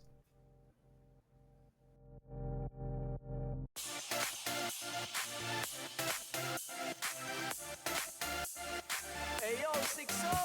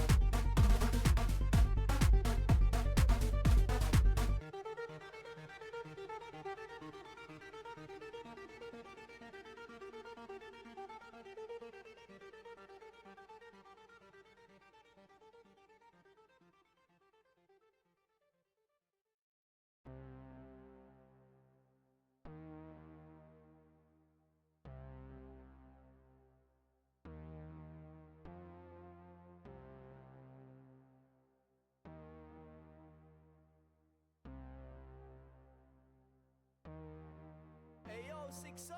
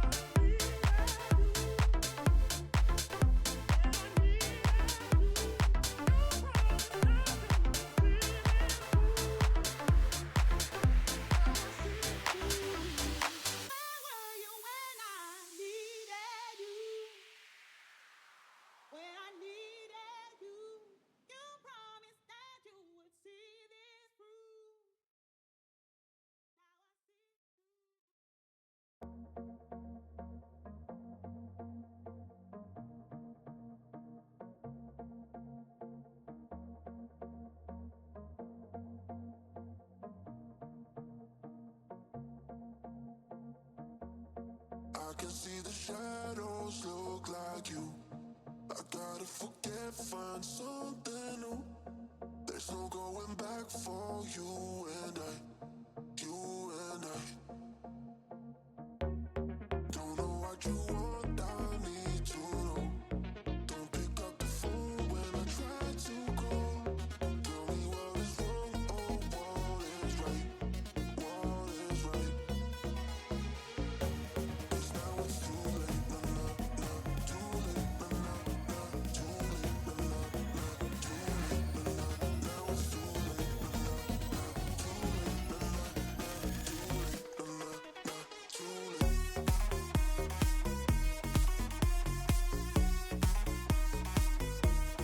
Now it's too late.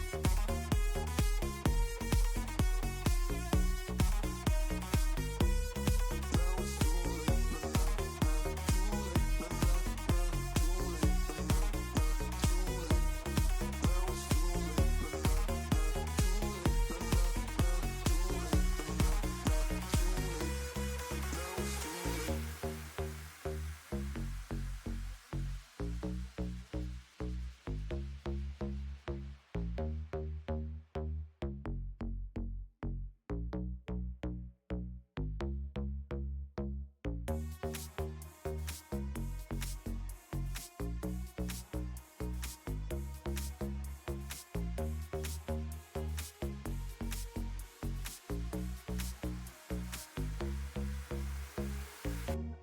I can see the shadows look like you. I gotta forget, find something new. There's no going back for you and I. You and I. Don't know what you want, I need to know. Don't pick up the phone when I try to call. Tell me what is wrong, oh, what is right. What is right. 'Cause now it's too late, nah, nah, nah. Too late, nah, nah, nah. Too late, nah, nah, nah. Too late, nah, nah. Now it's too late, nah, nah, nah. Too late, nah, nah, nah. Too late, nah, nah, nah. Too late.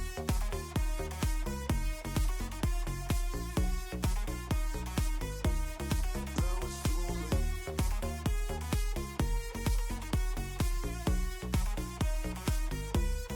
Now it's too late, nah, nah, nah. Too late, nah, nah, nah. Too late, nah, nah, nah. Too late.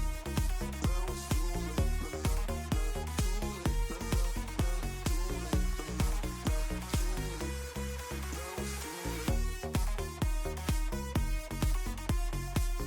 Now it's too late. Now it's too late.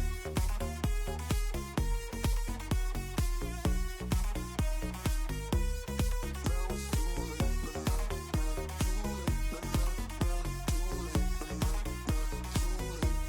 Now it's too late, nah, nah, nah. Too late, nah, nah, nah. Too late, nah, nah, nah. Too late. Now it's too late.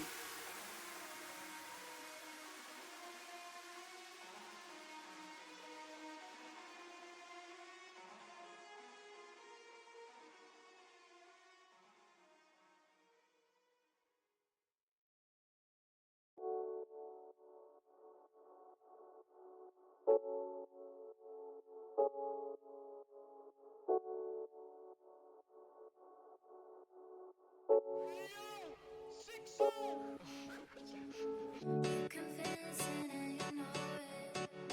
Play the game and never show your cards. It's conflicting in the moment, but when you got it, always breaks my heart. I'm overworking. You're missing the point of my intentions. My words are starting. Addicted to you, everything that we do.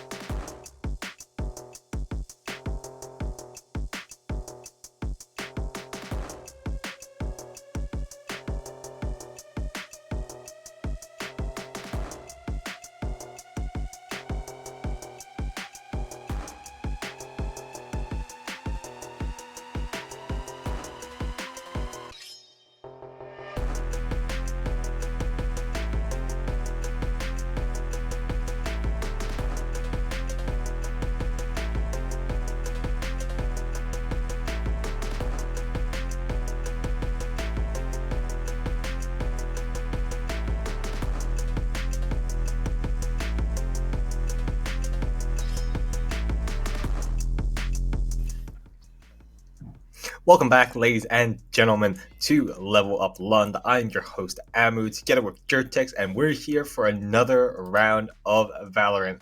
Ladies and gentlemen, we are here for the grand finals, I believe, of this tournament. It will be Vastras versus Royal Legion, who we just watched on broadcast go 13-2, two maps in a row.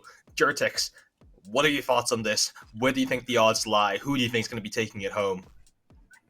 Royal Legion showed a very dominant display against their opponents, FSH. I mean, it was what we expected, to be honest. FSH being not really being a team that we've seen before, just being, you could say, here for fun, but it was really dominant. Royal Legion showing what they were made of, and over on the other side we have Vasteres, who took down Lodestar Esports, who are playing in the, like we mentioned earlier, in the Swedish online second division, and they've shown us a pretty dominant display as well, 13-3 and 13-4 against a team that's structured, that's played before together. So a dominant victory like that does kind of maybe sway my opinion more to the side of Vasteras, seeing how they got these 13-3, 13-4 scorelines against structured team that's played before together, whereas Royal Legion, similar scorelines, but against a team that hadn't really played together before. But in the end, the amount of rounds is really minuscule, so maybe the difference shouldn't be looked at as something to power scale these teams against each other. But saying that, we do have the vetoes in for the maps already, and the first pick was picked by Vasteras was Lotus, and that was the map we saw Royal Legion finish their first game on against their second game against FSH. A dominant 13-2 showing over on Lotus by Royal Legion, and Vasteras seemed confident in it, picking it as their map pick, while Royal Legion chose Attack over on Lotus, and their map pick is Haven. So two maps already that Royal Legion have played in the previous series, both Lotus and Haven. And for that map, Vasteras will be going over on the attack side, and for our decider, we have Pearl with Vasteras over on the attacker side. So looking at these map picks of Lotus, Haven, and Pearl, do you think maybe this was kind of maybe a win for Royal Legion, considering they just played these two maps? I think on paper it shouldn't matter that much because Royal Legion, well, I mean FSH. No offense to them, but they are a bit behind compared to Bastras. But rather, would this really affect them? No, not so much. What I think is really impactful though is the mental game that's being provided for these players. They know that they came to land, they got those first game nerves off, and in doing so, I mean 13-2 for you have to feel good about your strategy and your competition coming into this. If you don't, then I don't know. So these teams definitely favored.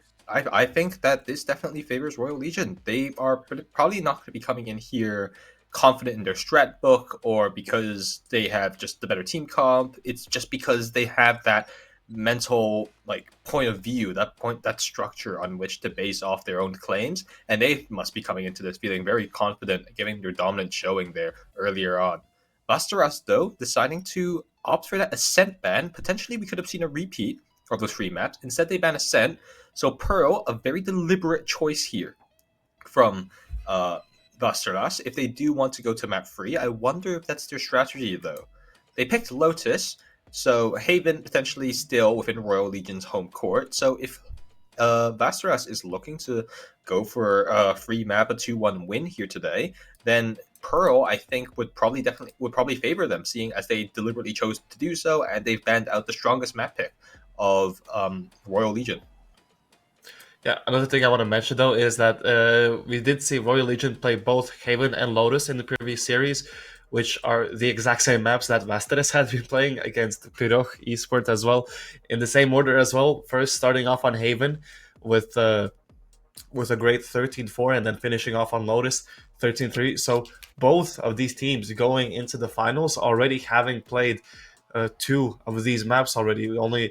Only new map being the last one, the Pearl, the decider. So both of these teams going into these first two maps being warmed up already and having maybe some sort of idea of what works for them or maybe what doesn't.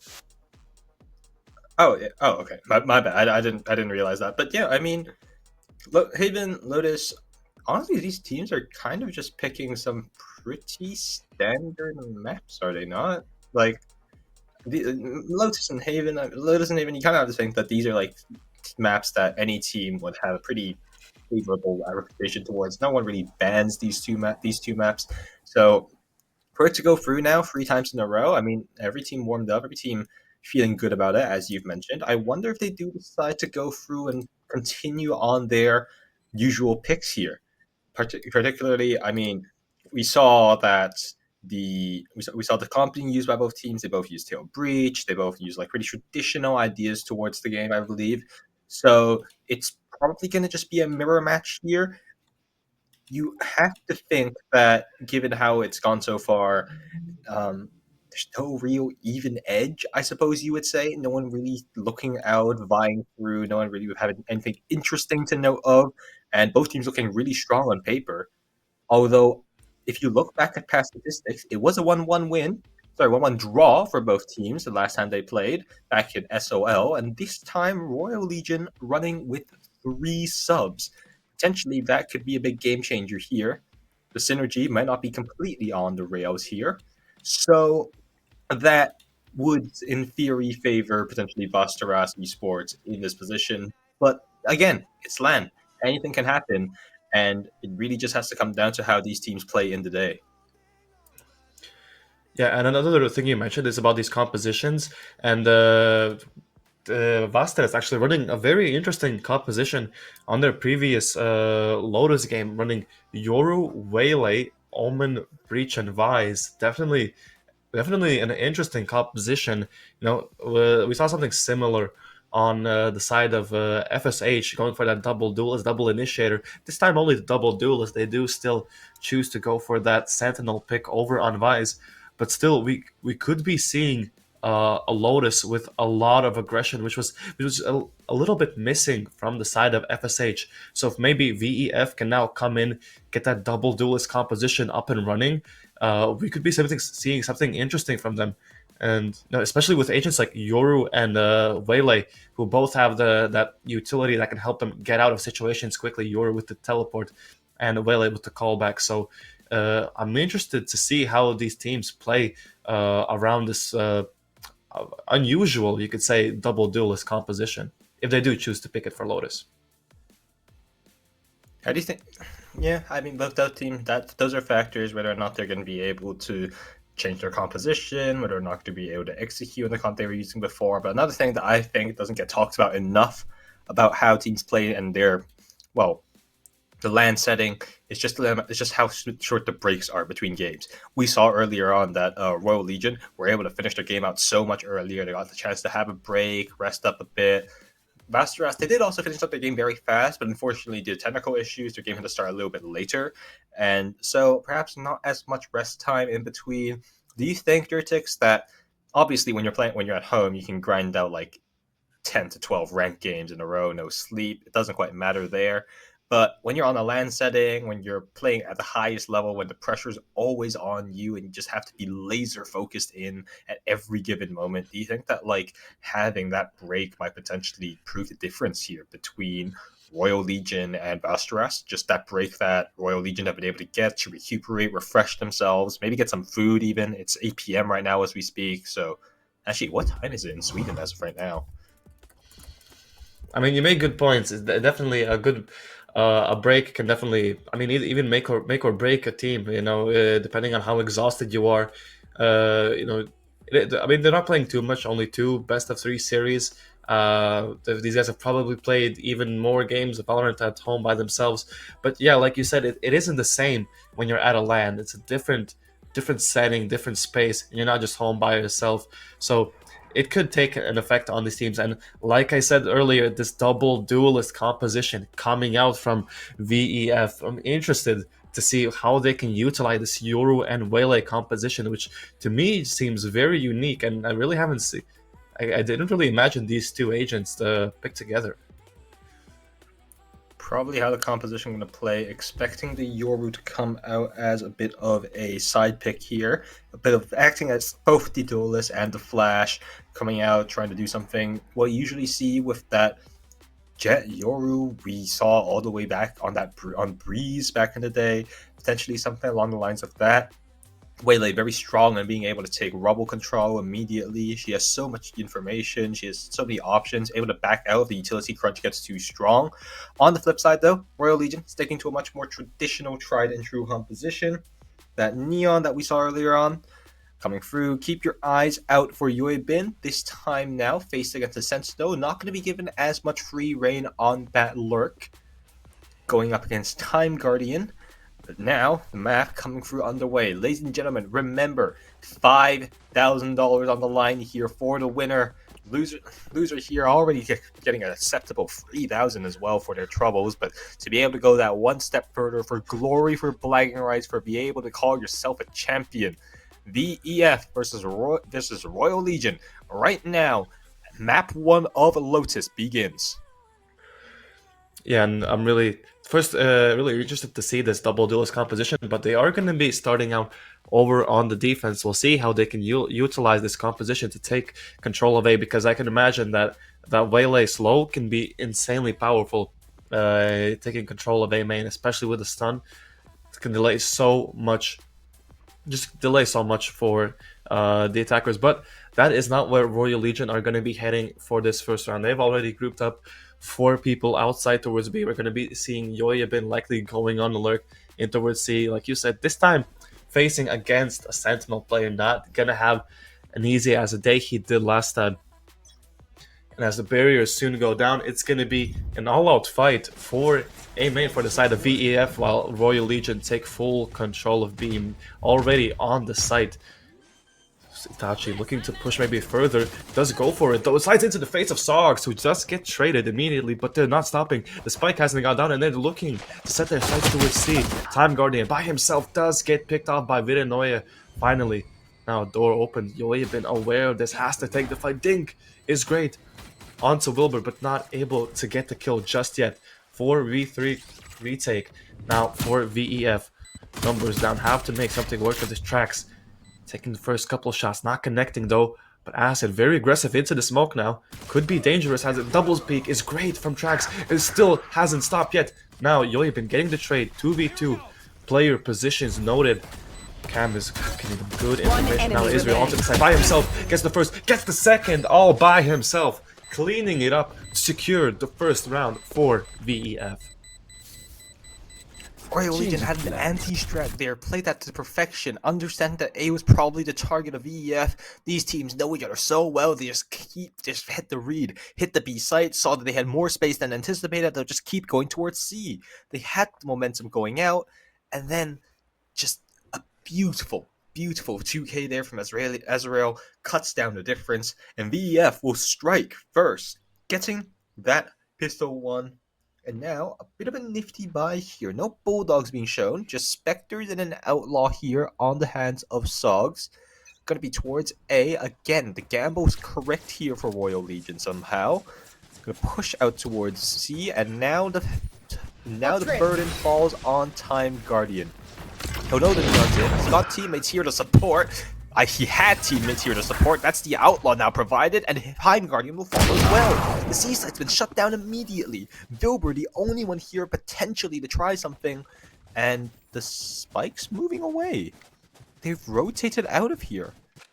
Opting not to go towards the C site, thinking they're going to pull enough rotations, they're instead pivoting towards A. Oh, this is brilliant.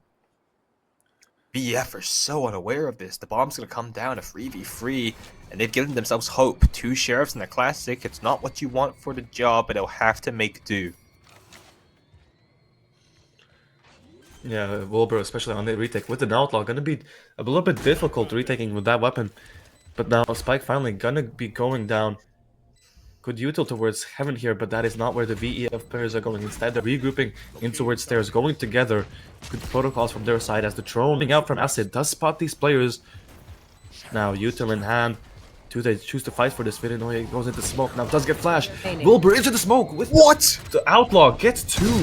Now up to Acid, who just can't get it done as Wilbur gets 2 with the Outlaw, and the finisher with the Sheriff, easily cleaning things up for VEF. What just happened there? again, it's another round where I feel like Royal Legion had the opportunity, had what they needed, but decided to go for more.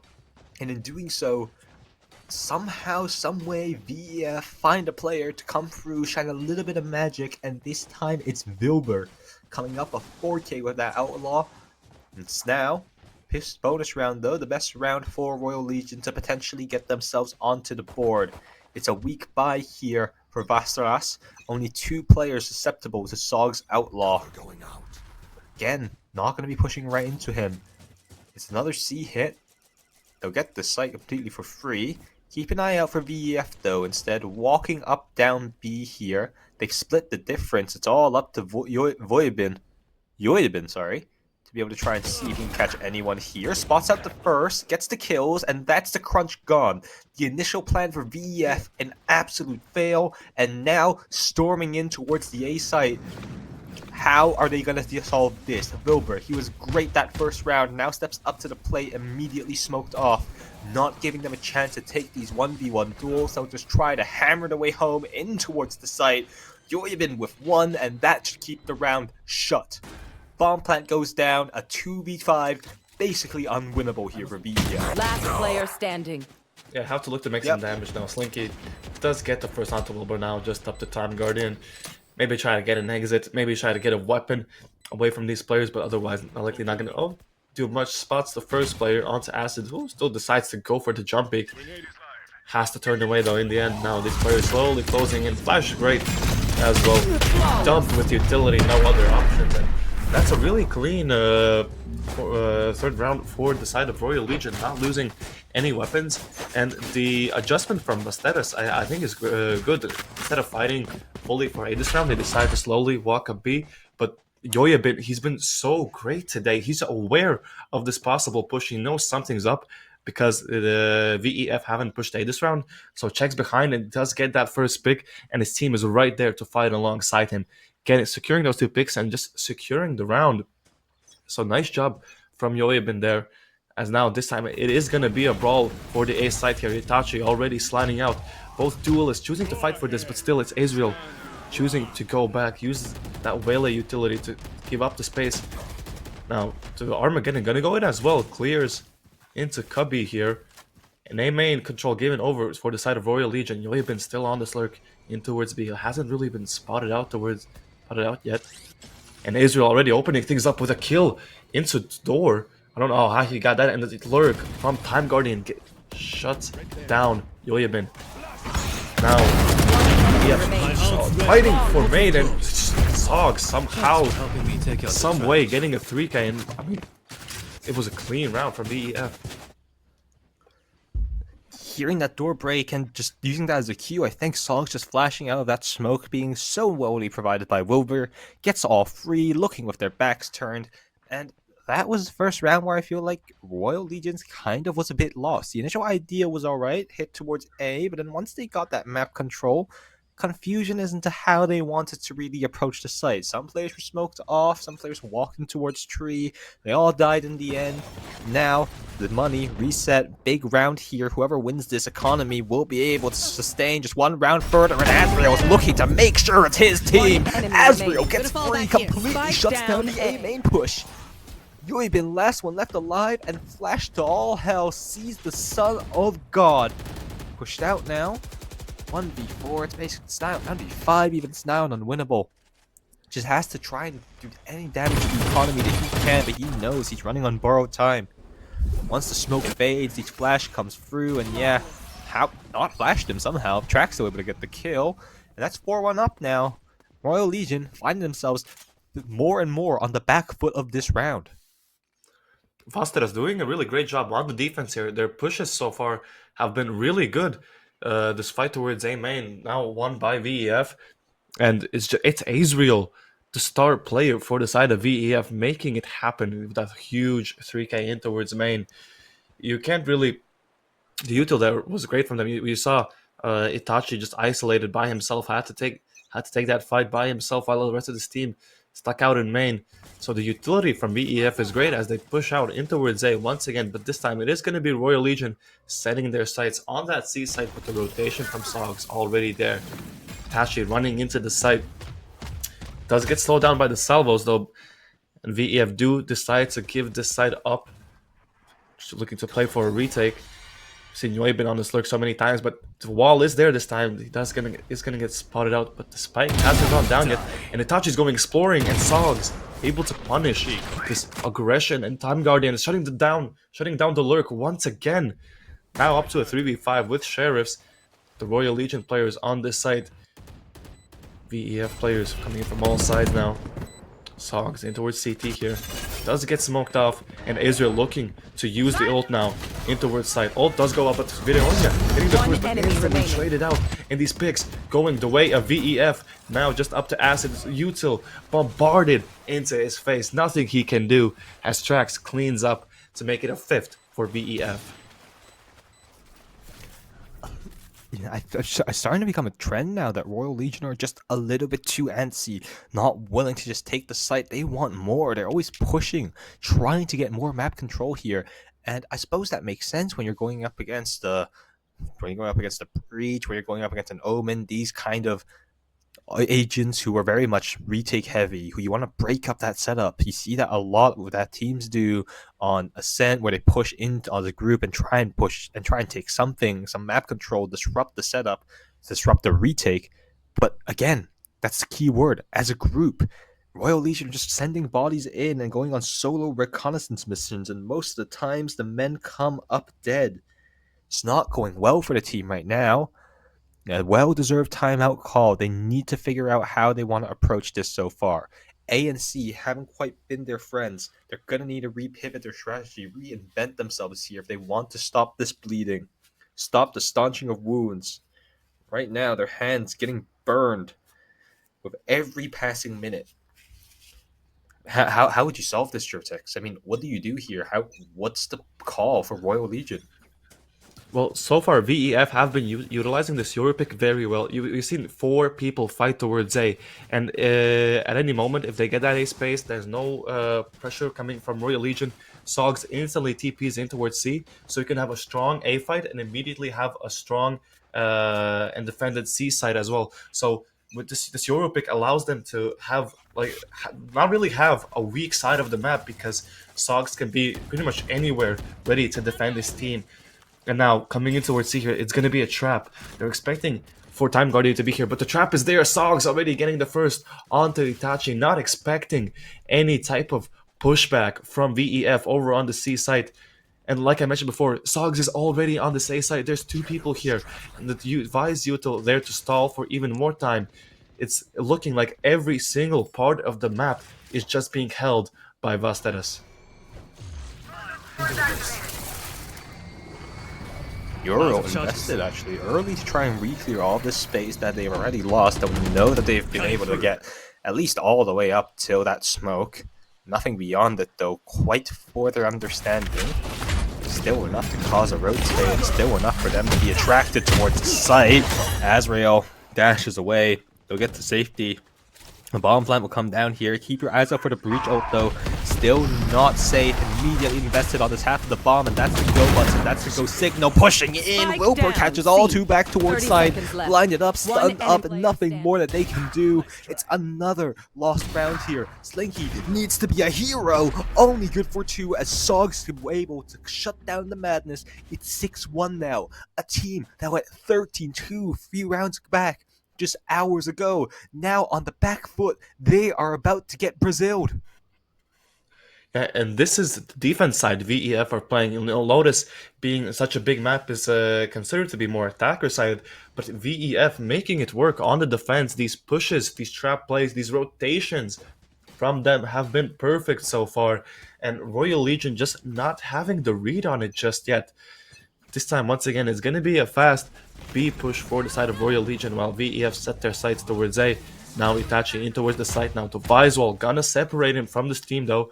He's gonna have to go out solo, and he's exploring very far into C here. Doesn't get picked off though, but Wilbur still on the site. Able to get the first now. Spike not down just yet as Azrael cleans up the lurking Yoyabin once again. He hasn't been able to get any lurks so far. Now with the 3 players trapped on the site.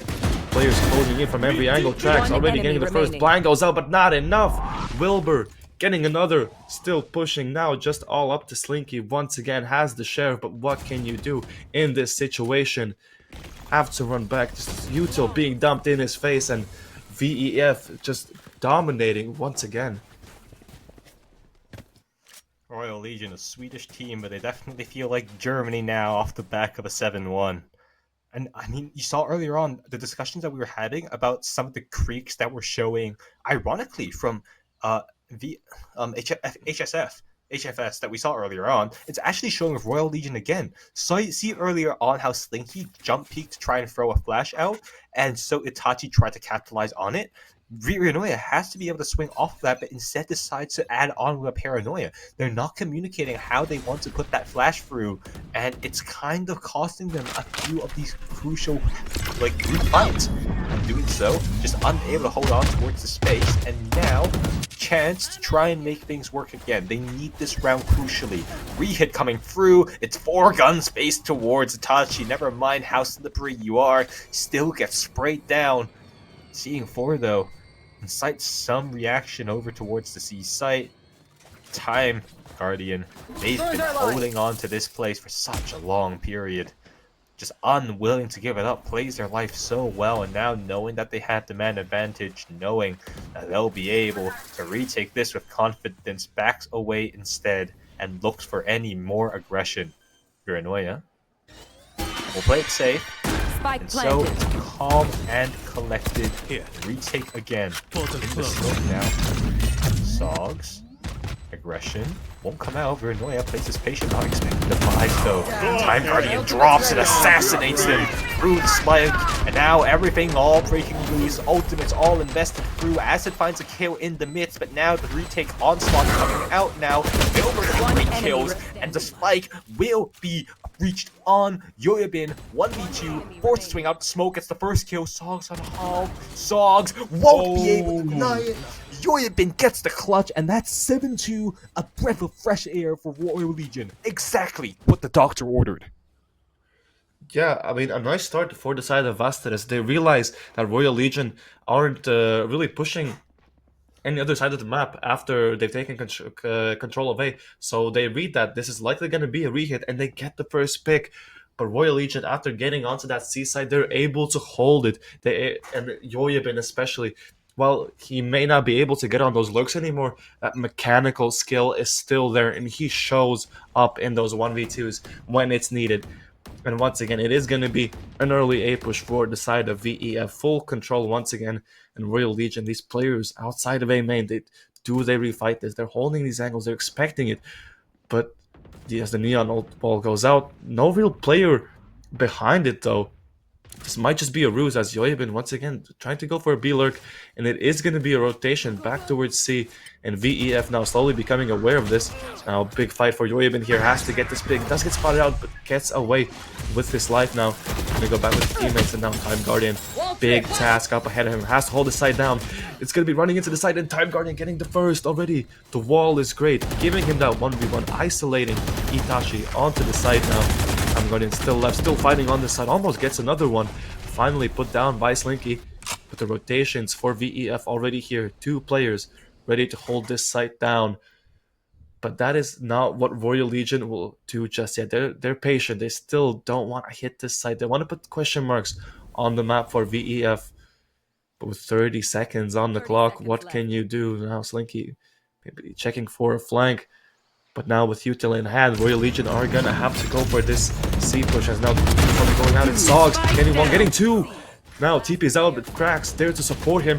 Us up to Slinky now, and it's Trax running it down, and VEF still looking very much in control of things. Vasteros are so on top of things right now. The reason why Royal Legion put that pause was because, like you said, they want to pump fake a little bit, sow in the seeds of uncertainty. The thing is, VEF had a player jiggle peeking that mount peak, just always being able to hold the choke point over towards A. They had the Omen set up towards B to be able to hear sound there was a push through. They didn't buy on that bait because they knew that it was phony. And now, because of that, Royal Legion find themselves yet again at an eco, a time and time through. We talked earlier on about a 13-2 on Lotus. It might just happen again, but this time not to the team that you think. desperate play now. They're just trying to go for anything here, defaulting to try and find any bit of lifeline. Itachi not hitting that Bucky shot makes things go from bad to worse. That's basically the round over now. B-site will be encroached upon, but the players here. Wilbur puts on a show for the people. Slinky won't be able to do much. Sheriff won't even find one. Quick and dirty affair there. And now going to the last round to Hoff. Last round before the switch here for Royal Legion. This time they find themselves the one encroached on, their sovereignty entrenched. I was not expecting this scoreline at all. Last round and a half, VEF 9-2 up. This has been a dominant showing on the defense side of Lotus. We still haven't seen what they can do on the attack with this composition. And now coming into this last round, this aggression isn't stopping. Now this time in towards B, 3 players here posted up, ready to explode. Now Sox does use the ult stun. It's there, but not really used just yet. He's going to be pushing. He's going to be searching for information as the stun finally goes out. It's Sogs still there, but the pick going both ways now. Flash goes out and just fighting towards A main is important. Tracks already getting another. Uses the ult. 3 players concussed. They're going to get this. But it's Yoibin somehow getting the pick onto Tracks, evening things out. Now Time Guardian can be on this A side by himself. They still have to get the spike back though. Spiking in towards A main, but Viranoi gets caught off guard. Doesn't expect Time Guardian to be so close. And I think Yoibin and Slinky just realized now, yeah, they don't have the spike. It's been left in spawn. Viranoi maybe just too fast with things, rushing, not really realizing spike has been still left in spawn. Now Yoibin and Slinky. I think he expected Time Guardian to be all the way in with the rest of the players over towards Spike. They were able to just go for a big wrap there. But Time Guardian actually playing in towards A, and that causes their downfall. Now they just have to walk through the smoke. And they've got a lot of angles to clear out. Risky jump peek there from Yoibin. Won't be happening. You have to go for this anyways. I mean, it's the last round. Actually, they do get the spike there. And now this round's still in play. Potential online here. Time Guardian's going to give them that respect. It's going to be a retake here. Hard line for Royal Legion if they want to be able to get us to 9 free. But still a do or die, and they must be able to go through with it. All the players coming in towards Stair here. Yoibin's reposition could be everything. Push. Coming out now. First kill found by Slinky. It's beautiful. And that flash is going to be great to set up Yoibin in this position. But what about Wilbur? Position noted. Gets that first kill. It's a 1v1. No. Slinky wins it out. We won't get a repeat of the last time. Royal Legion shake off their ghost. Switching the chains sides. unleashed. And now a 9 free. Not the best, but at least not the worst scoreline we've seen tonight. And Yoibin's position really being the key part there. None of these players expecting him to be in that heaven position, which allows him to get the pick onto Sogs, putting Royal Legion into the driver's seat towards the end of the round, and really able to clear it up towards the end. A 9-3 curse we could possibly be seeing this half now. As this time it's a VEF over on the attack side, and Royal Legion. Look at these players. They're already geared up towards C here. This could be dangerous if VEF run into this blind. And as the barriers go down, Tachi already pushing out. These Leons fighting each other. As the Waylay is going to go down this time. Itachi getting the first. The rotations going towards A immediately, but Royal Legion already on top of things.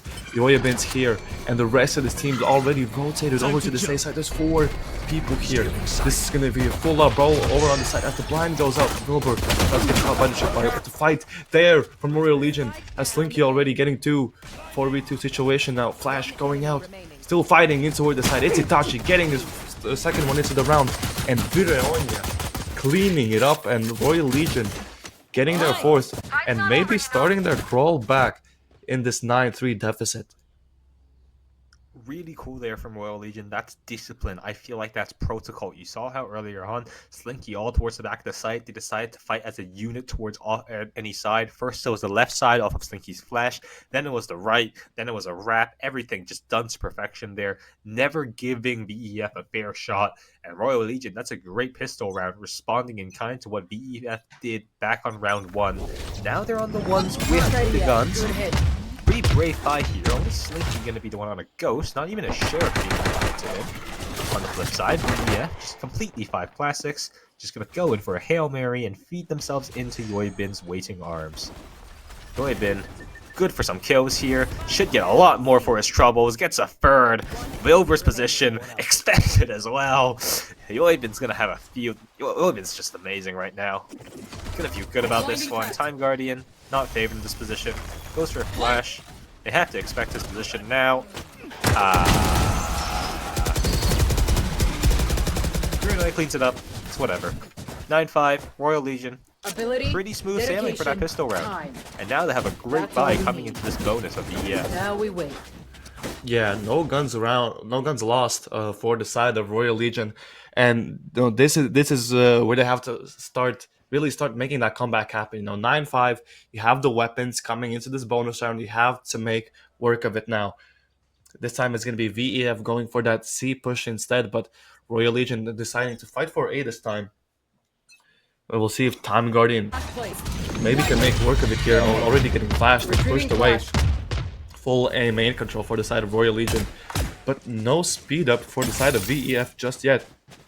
Now John gonna go out towards B, giving full information for Royal Legion that there aren't any players in A main, no players in B, and this is likely gonna be C hit. VEF not choosing to execute just yet, having made noise in towards C hit. They do slowly set their sights back over to the A side, but Royal Legion, 3 players here. Slinky already holding the stun for main. This could be dangerous if they decide to peek here. All the players from VEF already here. Util in hands, ready to explode as the flashes and stuns come out. Either way, it's Itachi still in rubble here. Videonya getting the first, getting second, still holding on to this space. Time Guardian trying to make something work of it, but it's Videonya holding on. Still, smoke goes out. Videonya gets a third as well. Still full A main control for the side of Royal Legion, and VEF forced to forfeit it, trying to look for any other options on the map, and it looks like it is going to be that B side. Tripwire gonna give them that first information as Spike finally gonna go down now. 2 players now coming in towards from A. Good reposition from Wilbur in towards Heaven. No player from Royal Legion here just yet. Getting good space as Time Guardian now making noise towards A main. Wilbur's position is going to be key in this retake.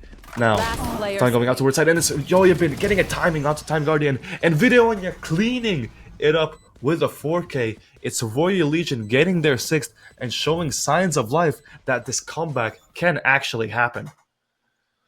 That's the bonus round 1 now. VEF not going to have... may actually have a buy here, potentially, depending on how the money situation falls. It was 2 kills found. Doesn't look like it. Probably just going to be a save. Indeed, it will be. And that's worrying now, because that's ults developing on the side of Royal Legion. You think of Yoibin, who got that 4K earlier on. Now he has that Cypher ult. Vianoia also close to his. Itachi could potentially build up his as well following this save round. It's getting dangerous for those players. If the ultimate situation gets out of control, a snowball could very easily happen here right now. VEF just going to go for a Hail Mary play. It's a hard hit towards C site. Now, Yoibin, he was so great the last time they had Nico. Challenged again this time. It's not classic faced again. It's live ammunition. Pushes out. Duel aggressive. Yoibin knows his position. Gets the first. Won't be able to do much about the second though, but Acid's there to support. Acid, corrosive in his approach, and now shut down the entirety of the push here. They'll get the site. Still, I have the not great guns available. Bomb plant should come down. The space being respected here at the very least. The round comes to a pause. Pack should do it though. Yep, forcing them away. That's the utility of stall coming through. They're not worried about anyone on the lurk on the flank right now. just knowing that the spike's here is enough to draw a lot of attention. Wilbur stuck in a hard spot, not really doing anything for his team as of right now, but now the push coming through might just change things right now. Wilbur, he has been quiet the whole time, but Itachi already there and catches him before he can even make a play. 9-7 now, a 2-round deficit from what looked to be a dominant haul from VEF slowly dwindling. And now is the round where it really counts. Now, Vasteras finally, second round with guns online. They have to make this count. If they lose this round, the economy has fully snowballed in favor of Royal Legion. They're going to be likely tying things up if you lose this, because you're going to be go back down into the eco once again, and pretty much a guaranteed 9-9 scoreline if VEF lose this round, which is why it's so important in a moment like this to call the timeout, because these retakes from Royal Legion just have been that great. They've been giving up this A main space and deciding to go hit C, for example. But the retakes from Royal Legion are there. They're ready for it. And we've seen Acid already playing it towards B. He can fast rotate over towards C to help Yoyabin on any executes. So similarly to how you had Sogs rotating fast on their defense, this time it's Acid being the rotator, helping Yoyabin over on that C side if the hit is coming through. Pings towards C there, suggesting that they may want to end C, this looking just to be a little bit of a fake. Sogs does have the ultimate. Could be able to seek out a lot of information before. So they are going to be at least leaning towards A to begin with. The duel basically unsuccessfully will come out free, indeed so. The Your ult immediately pops, tossing out all this information, knowing that's completely clear. No pivot from the plan, instead calling the audible. Looks to be just a straight sight hit. Sogs spots out Yoibin's position there. Yoibin not too aware of it. Oh, if he drops down towards drop, he will do so. Yoibin better be fast in reaction time here. Can't win it out. Sogs gets that kill, trades out Azrael, and now 4v4 position here. This is the most winnable round yet still for VEF. Time Guardian on the lurk. The time for the Royal Legion's approach is limited, and so they'll drop down, not aware of the danger that comes through yet. Taking their time slowly, but Time Guardian ticks away in the balance.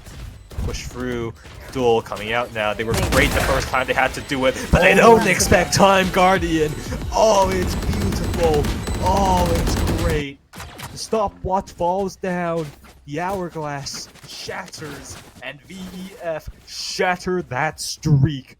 4 rounds in a row now gone as VEF reached double digits and look to close out the map with just 3 rounds remaining.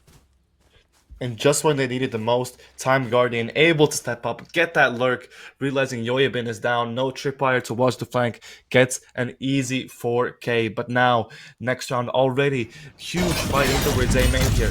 Who will come out on top? Israel already dashing in towards Obo, gets picked up by Wilbur. Aggressive push of him, but Wilbur able to trade, able to get out. But still, this fight not stopping just yet. Picks going both ways as VEF finally do come out on top.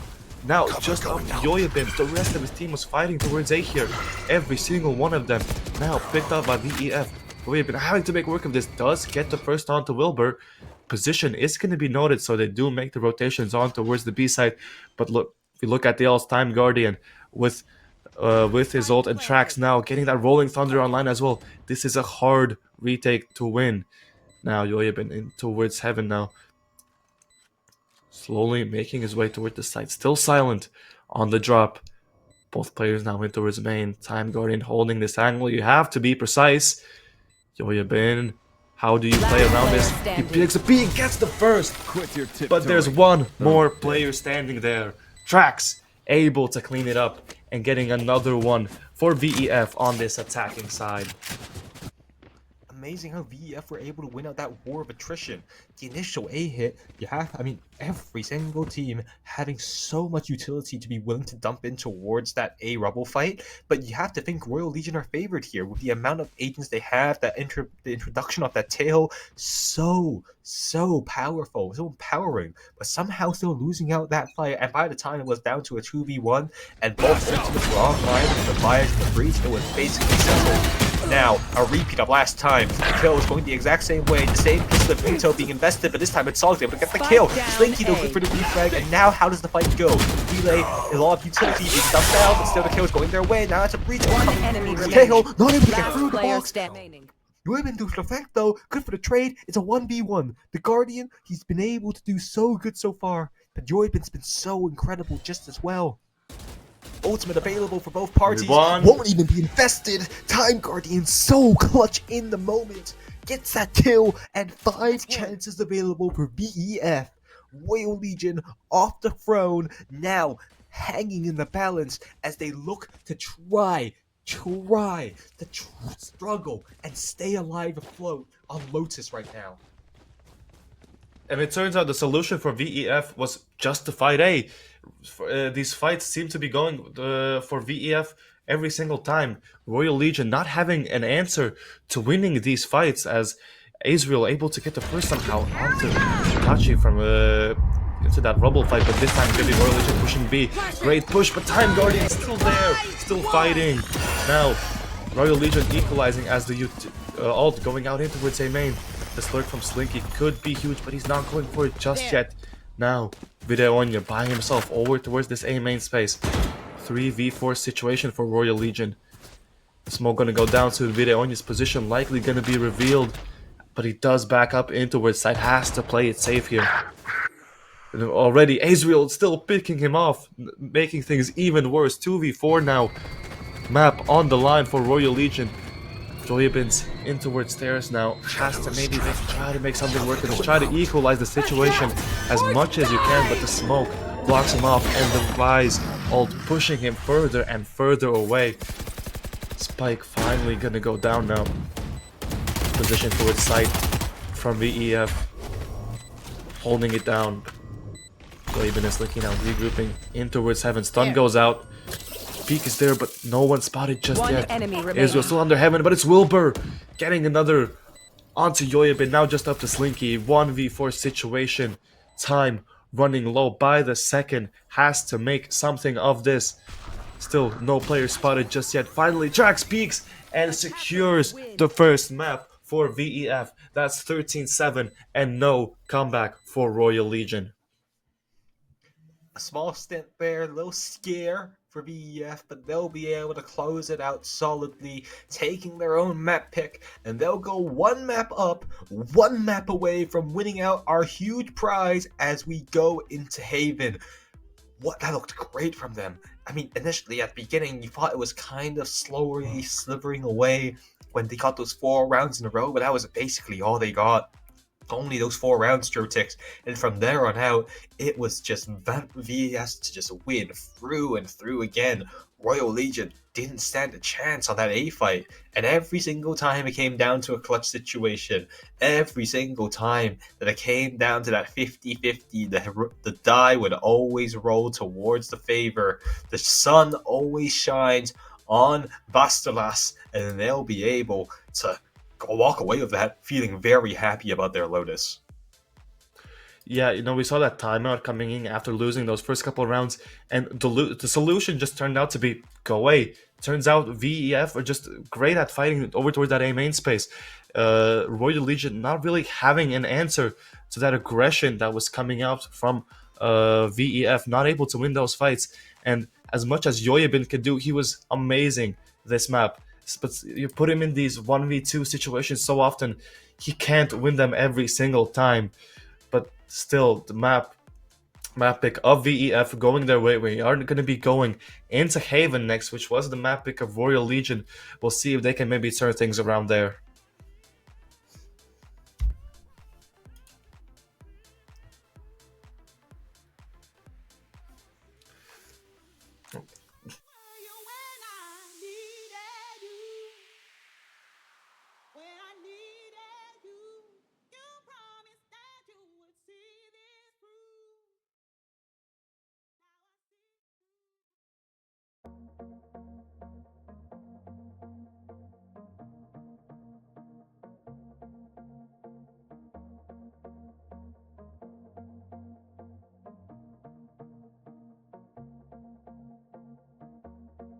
I can see the shadows look like you.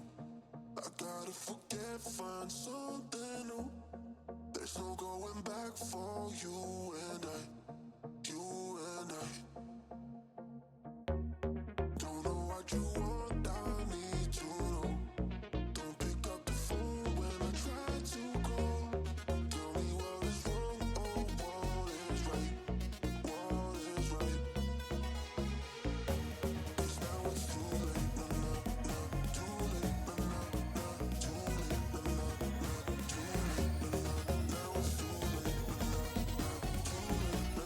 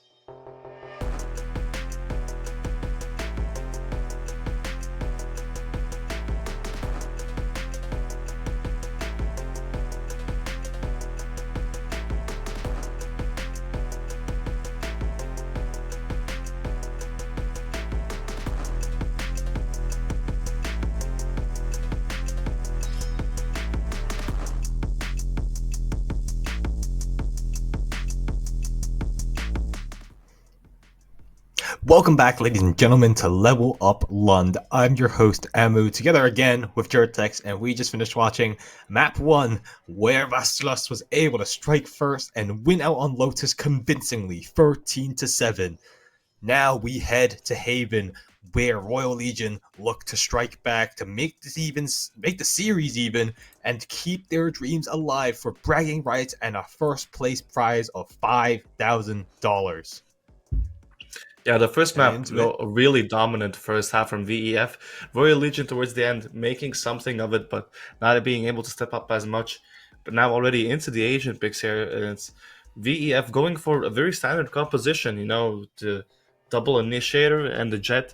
And meanwhile, it looks like Royal Legion going for something different. Now with the Tejo and Neon instead. We'll see what Slinky picks up, but relatively similar combos, but that Tejo is coming out on the side of Royal Legion. What do you think about this? Surely Slinky just picks up the breach, right? Because if Slinky picks up the breach, then the Tejo breach, it's a pretty standard comp. It's very suppressive over towards like the site, whenever you have an ultimate online, even when you don't, being able to clear out some corners. Yeah, there we go. The breach gets locked in. Yeah, pretty standard. It's basically both teams are running just different eras of the same principled comp. You have the old traditional classic from Vesteras of the Sage with the Sova, just being able to get all that util, being able to clear things out, something that we always see. And then on the other side, Royal Legion running that Neon Tejo. That's a much more revamped Neo, I suppose, new look to the composition, but it still plays exactly the same way. It's still the same ideas on how you want to take advantage of the map control, how you want to default, just that there's a bit more added firepower when you push in towards it. So I'm interested to see how both teams look to basically, in practice, run against the mirror comp. It's going to be big here. And remember, Royal Legion, so much to play for here. The gamble onto the Breach Tejo needs to be able to pay off here if they want to go to Pearl. It's such a big round. Map 2, Vasteras versus Royal Legion on Haven, beginning right now. Yeah, and it's going to be Vasteras over on the attack side. Royal Legion now, it is going to be Acid here, ready to greet them. Slinky already holding out the stun towards main. Doesn't use it just yet, but Robo's already crossed into short here. Has a good position, but Acid, the drone, is going to confirm this position here. The rotation's already being made by Royal Legion to this A site. VEF, meanwhile, getting ready to execute it over towards the site now. Israel already holding the stun out. Getting ready to use it as smokes go down into the site. They're still contacted up into this. Finally, the stun going out. Backside control gained for VEF as the spike gonna go down soon enough. But the Royal Legion players are already here. They choose not to go for a flood retake just yet as the spike goes down. Volber getting aggressive now, tucking into Graffiti here. Smoke's finally going down, and it's going to be Itachi leading the way for his team. Already out towards CT. Doesn't get the first one. What? Picks! The kill feed lights up blue as Royal Legion successfully retake over on this A side. And in the blink of an eye, they take the side, they take the round, and the defuse is theirs. Like a well-oiled machine. Blink and you'll miss it. 4 kills immediately go the way of Royal Legion.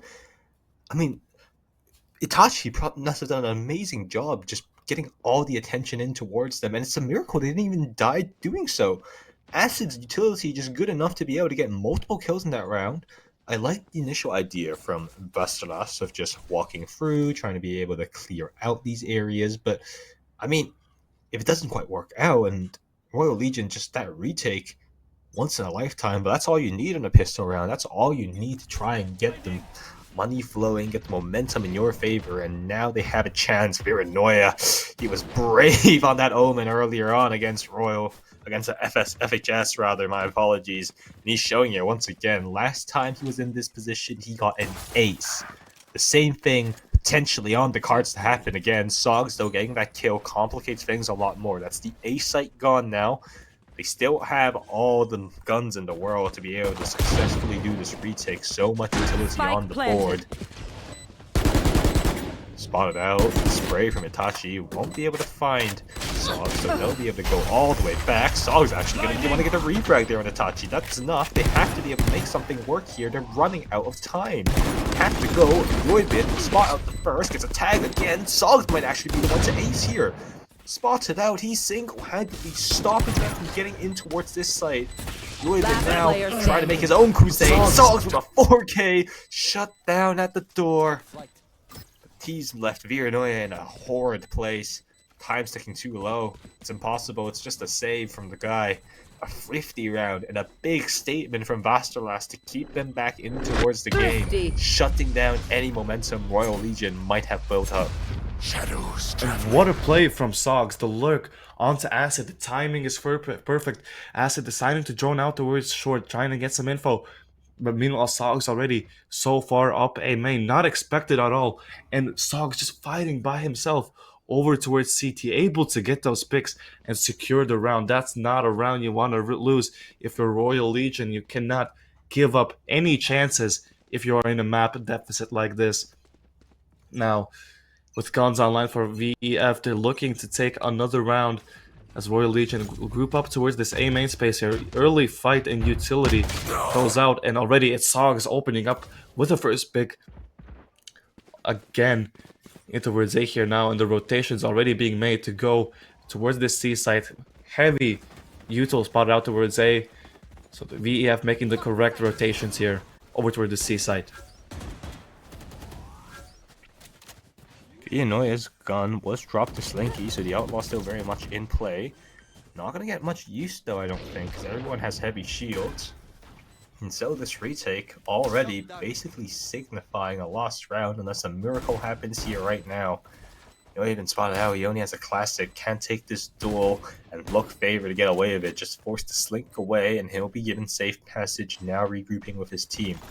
Pushing out now, trying to make something work, but not gonna happen. Slinky actually getting a kill of his own. Immediately traded out though. It's short-lived success. Yoibin last alive, but a mere formality there. VEF will pick him up, and that's the second round now as we enter into the first gun round. Crucial swing point here as both teams take a very unorthodox way to get to this scoreline. Acid has that Teho online. That could be big. Might potentially be the game changer here to build momentum back up for Royal Legion once more.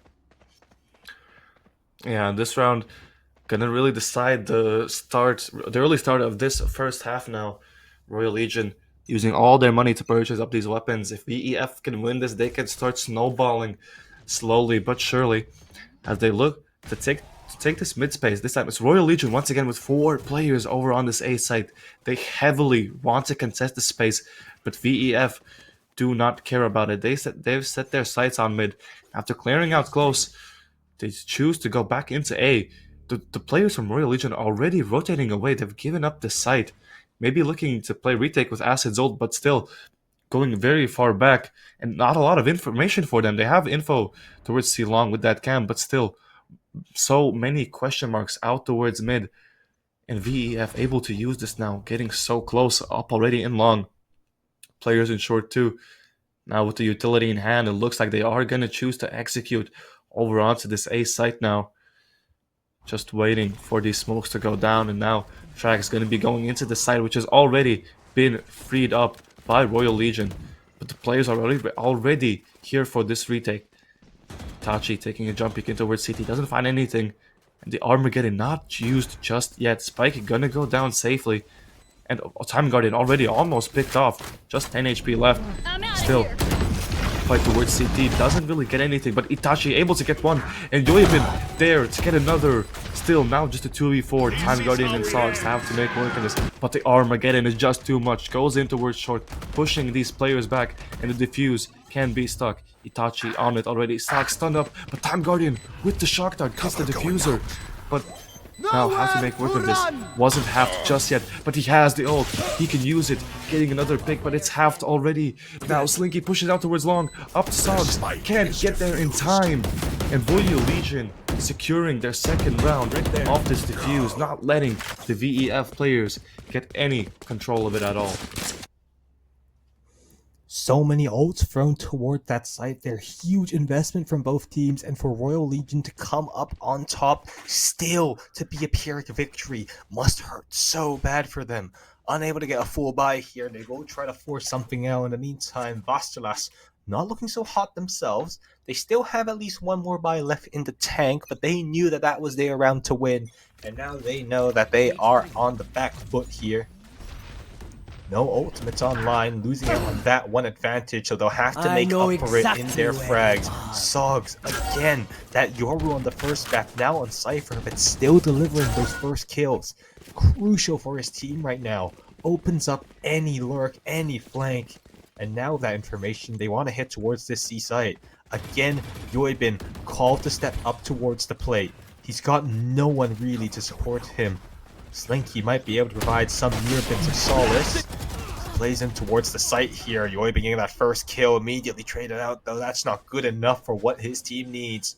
The bomb plant goes down uncontested again. It's another retake. The last time went well, but the last time it had ults. This time it's all down to guns, and this time it's a man disadvantage. How can they play this position? Utility invested trying to force one out, but Sogs is just on fire right now. He's in flow state. The land experience just keeps him even better. Shuts down them with a free K, and that's another round won by Vastelas, and Royal Legion's economy crushed. The market has gone bankrupt, and the king must abdicate his throne. And VEF, they were ready for that mid push from Royal Legion. Sogs able to punish this over-aggression from Itachi and then to rotate onto C. Very nice call from VEF, realizing that these the Royal Legion players have been sort of grouping up to play toward these retakes, not choosing to stay on site. With that man advantage, that C site is theirs to hold on to. As now with the barriers down, it's early util towards A from VEF, but no bodies behind it just yet. Just a fake as they make their way towards C now. All players in long already. Just going to be Yoibin with the classic there by himself. Does spot out the first, but the gun advantage too big. Trax already opening the round up. Itachi might try to make something of this. Has the shotgun. Only the weapon for the side of Royal Legion. And as he slides out, he gets punished for his aggression. And now with just two sheriffs in the classic, there's not really much Royal Legion can do here. I respect that try from Itachi. What else can he do? And I mean, actually, something Jurtek, we've been talking about this a lot right now about how in Valorant there's always just that player who needs to come up sometimes, just a player who's able to carry for your team. And earlier on the map one for Royal Legion, at least, it was Viliona. And then later on, it turned out to be, I believe, Yoibin going crazy earlier on. But now this time, their team kind of quiet here. How do you think that that's going to be able to change around? How are they going to be able to bring up that momentum? I presume, especially in a LAN environment, that's got to be something different there. They need to have someone at least there to motivate their team, potentially those fist bumps, anything. How do you think they're going to be able to bring back the energy for the team? I mean, if anything, you just have to look at the game. I mean, in a positive state, you know, if you lose the round, you go next. You don't focus on what happened. You focus on what's next for you. You can't look at the past, and of course, you can criticize your mistakes, but you have to learn from them, adapt, and just focus on whatever is in front of you right now. And in front of Acid, it's gonna be 5 enemies down towards A long here. Does spot out the first. Gonna have to go back now. Forced back as the VEF players move slowly, inching their way towards this A site. And like I said before, Royal Legion, they seem to like playing for these retakes. We've seen they're comfortable like holding some space in towards mid, but letting go of this A and C site to try and play towards play for these retakes. And now full control of the site gained by VEF. Spike gonna go down soon enough, but it seems they want more. Inching in here towards CT, flash out. Trax here, getting the first already. Blind is good. The utility there from VEF, but Yoibin has something to say about it. Royal Legion fighting for this space, not giving it up just yet. Now up to Time Guardian, 1v3, blinded fully, pushed from all sides. It's Royal Legion, Itachi cleaning it up, punishing this aggression from VEF. this round maybe could have gone the other way if VEF had just stayed on site, but they choose to aggress into CT instead. Chose to aggress into CT because of that breach ult. The breach ult available from Slinky, they knew that it was going to get ripped if they just so much as tapped the bomb, played on retake. They wouldn't be able to play the site, and they don't think they had Time Guardian's ult up at that point. And so they decided instead the way to do it was to disrupt it, to breach the breach ult, if you will. But that was great ideas, but they just didn't have to execute quite down. You saw that the player over towards Heaven, tucked away, was able to get 2 free kills in towards the back. I believe that was Itachi, I think, and Yoi been also able there to supplement as well. Just not able to win out their gunfights, and that cost them big. The breach ult wasn't even invested, and Itachi now feels on top of the world. Great kill found. Sog's not able to trade back in kind, and now this momentum starting to shift a little bit. VEF, for the first time in a long time, back into a corner here, forced to walk in towards the C site. They'll try to make something work. Azrael on this lurk in towards Garage. Not entirely unexpected, but certainly not accounted for.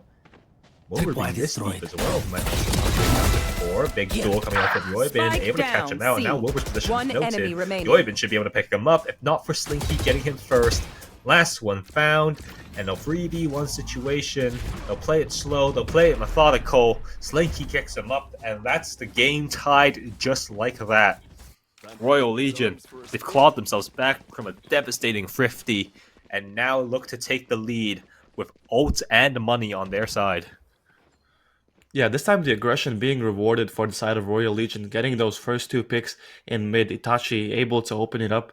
And this is what I was kind of talking about with the opponents of Royal Legion. FSH, what was missing from them is where Royal Legion can suffice. It's this aggression on defense, and Royal Legion just showing how it should be done on a map like Haven. As once again they're aggressing, they're taking this space.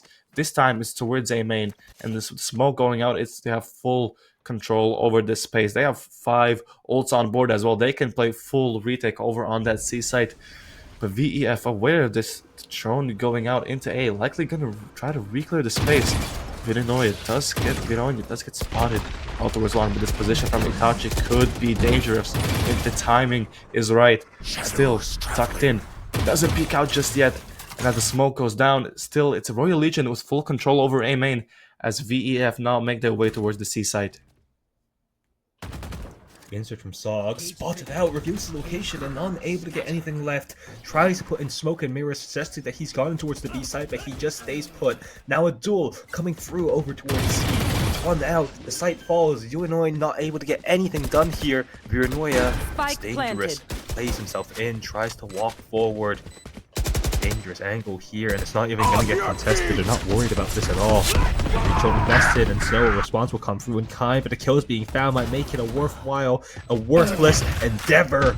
Acid stabilizes the bleeding a little bit, but goes for a little bit more, and he won't be able to do so. Slinky now wishing, regretful that he had popped that control, and it will be gone in towards the ether, unable to find any more play in the round. VEF staunch the bleeding, put themselves up to 5, and now the money situation reverses. A buy tenuous now for Royal Legion. Itachi forced to use his ultimate as supplement now. And this is getting dicey now. It's back and forth. It's tit for tat. A complete different showing from what we saw on map 1. Royal Legion trying tooth and nail to keep up with the pace of Vastaras right now and continue to build up a competitive half. Yeah, this is really anyone's game, but it's Itachi that's heavily pushing it towards C. The Chipwire does spot him out though, and he's stunned as well. No one there to peek off of it though, but Itachi's not stopping. He's still peeking into 4 people. Does get shut down though. I know exactly. That's going to be the first pick for VEF. Cypherhold going to reveal the positions of the Royal Legion players now. Rotation's going to be made as well towards this A side. Only going to be Acid there to greet them. Gonna hear these players rotating in now. Does choose to go away, but Sog, this Lord could be dangerous. Getting a second one into the round as well. Slinky not able to punish the lurk from Sogs.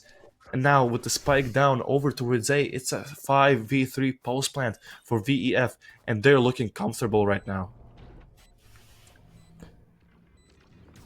Such great positions being held up by the players.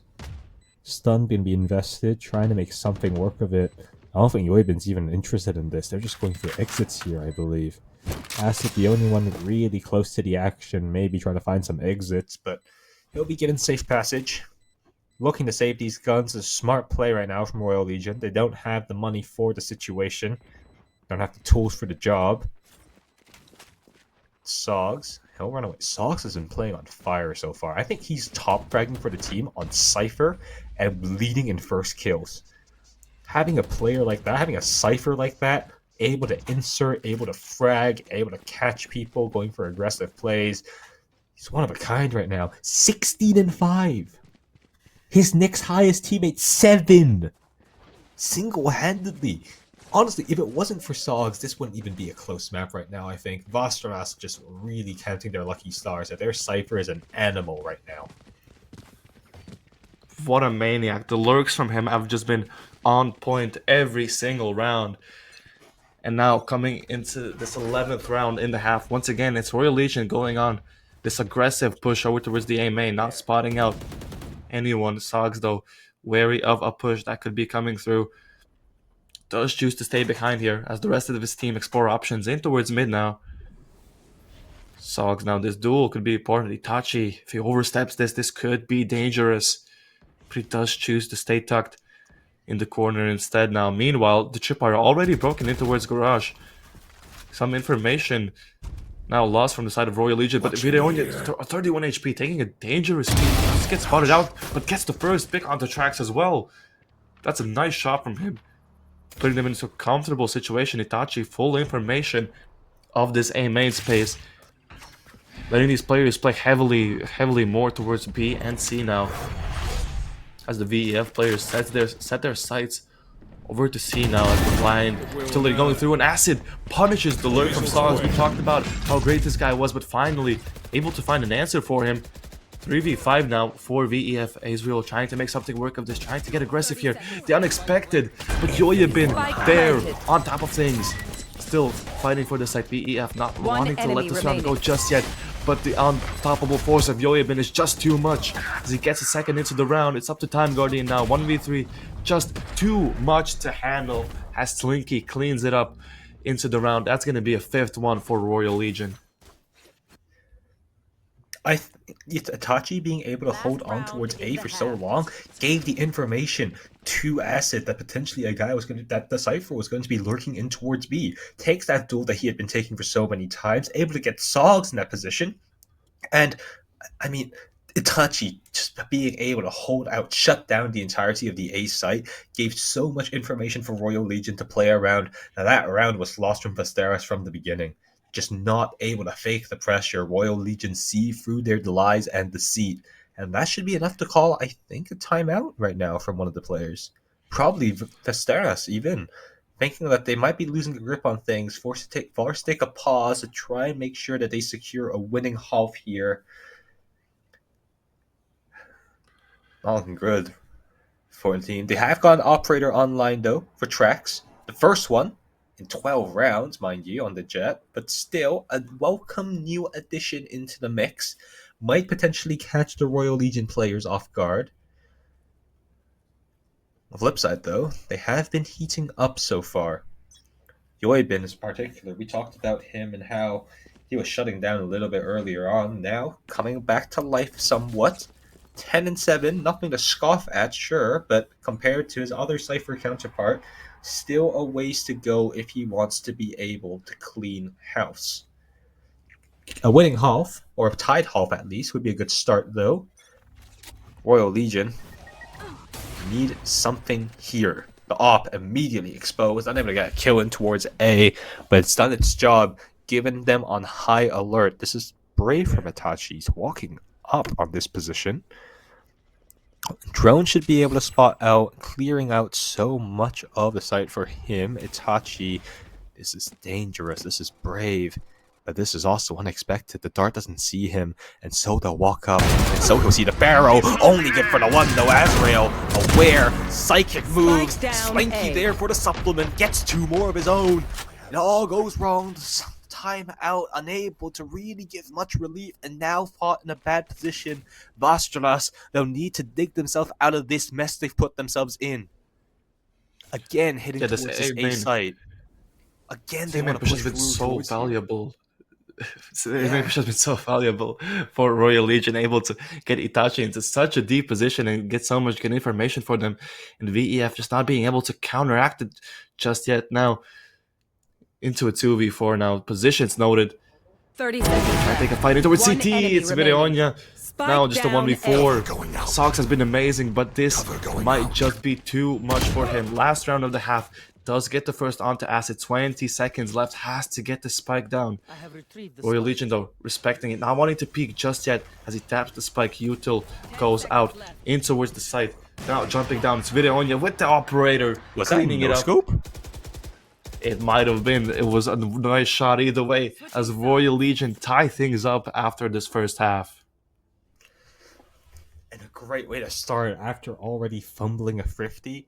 Having a 50, like VEF on paper, they should be happy with what they've got so far, but they know that they got it off the back of a little bit of cheese, good strategy on the second round, but still ultimately a bit of Lady Luck shining on their side.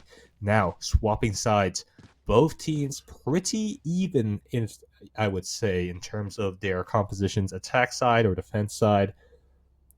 Maybe a little bit more favored for Royal Legion as they come into this attack with the Neon. Might be able to be the difference maker in this tight-knit game. It comes down, of course, to the pistol.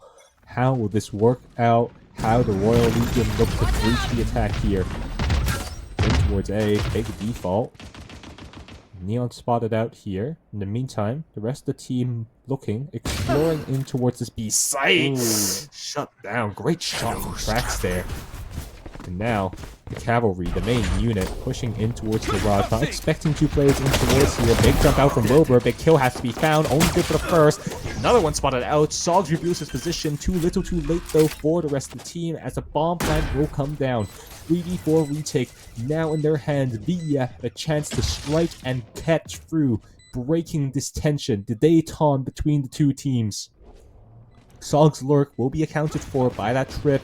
In the meantime, the rest of the team now putting their barrage in on towards the site. Acid shot out by that recon, shot through the wall now. The kills need to go their way. 1v3. Brianna, good for the first. Won't be able to find even a second. Time Guardian there, enough to cover his team. And so they'll win it out. 1-1 for the pistol so far, and VEF take the lead. Really nice shots coming out from Mustadas there, especially Trax getting that first pick on towards short, a snappy shot to get them that early advantage. And Wilbur and the Sogs that jump out from garage, unexpected, getting them another pick, just making things even worse for Royal Legion. That wraparound as well into towards long, completely catching these players off guard. This is why Sogs is currently 20-7. He's been playing so well so far. His timings, positioning, and lurks have just been on point. And now coming into this next round, it is going to be Royal Legion on the save. And although, and as I do say that, it is Itachi on the Bucky, as Slinky already picked off in towards A main here. Itachi's going to have to try to do something with this Bucky, but there's a tripwire in front of him. It's going to be difficult to try and make something work of this. Drone from Acid already destroyed. Itachi's holding this angle, but there's really no one there to try to push into it. No one there trying to get him maybe information towards mid. Not really getting much value from this Bucky. This Videonya is still towards A main, trying to get some information, trying to get anyone that could be over peeking into the crosshair of Trax instead. Player going down, and things for Royal Legion not looking much better in this eco round.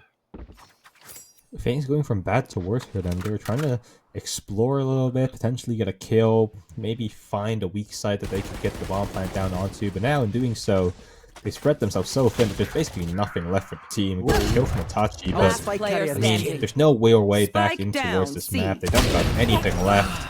Not even going to be able to get the bomb plant down. Means crucial money lost out for the team. This eco, this bonus is going to be tough. It might even be scrappy. Yeah, so many light shields. Not exactly what you want against an outlaw there. Trax, he wasn't able to pull that operator out in the early round, but now potentially in prime position to make the biggest play on the biggest round of this current map. Year of the Snake. I didn't even know there was a snake there in B in Garage.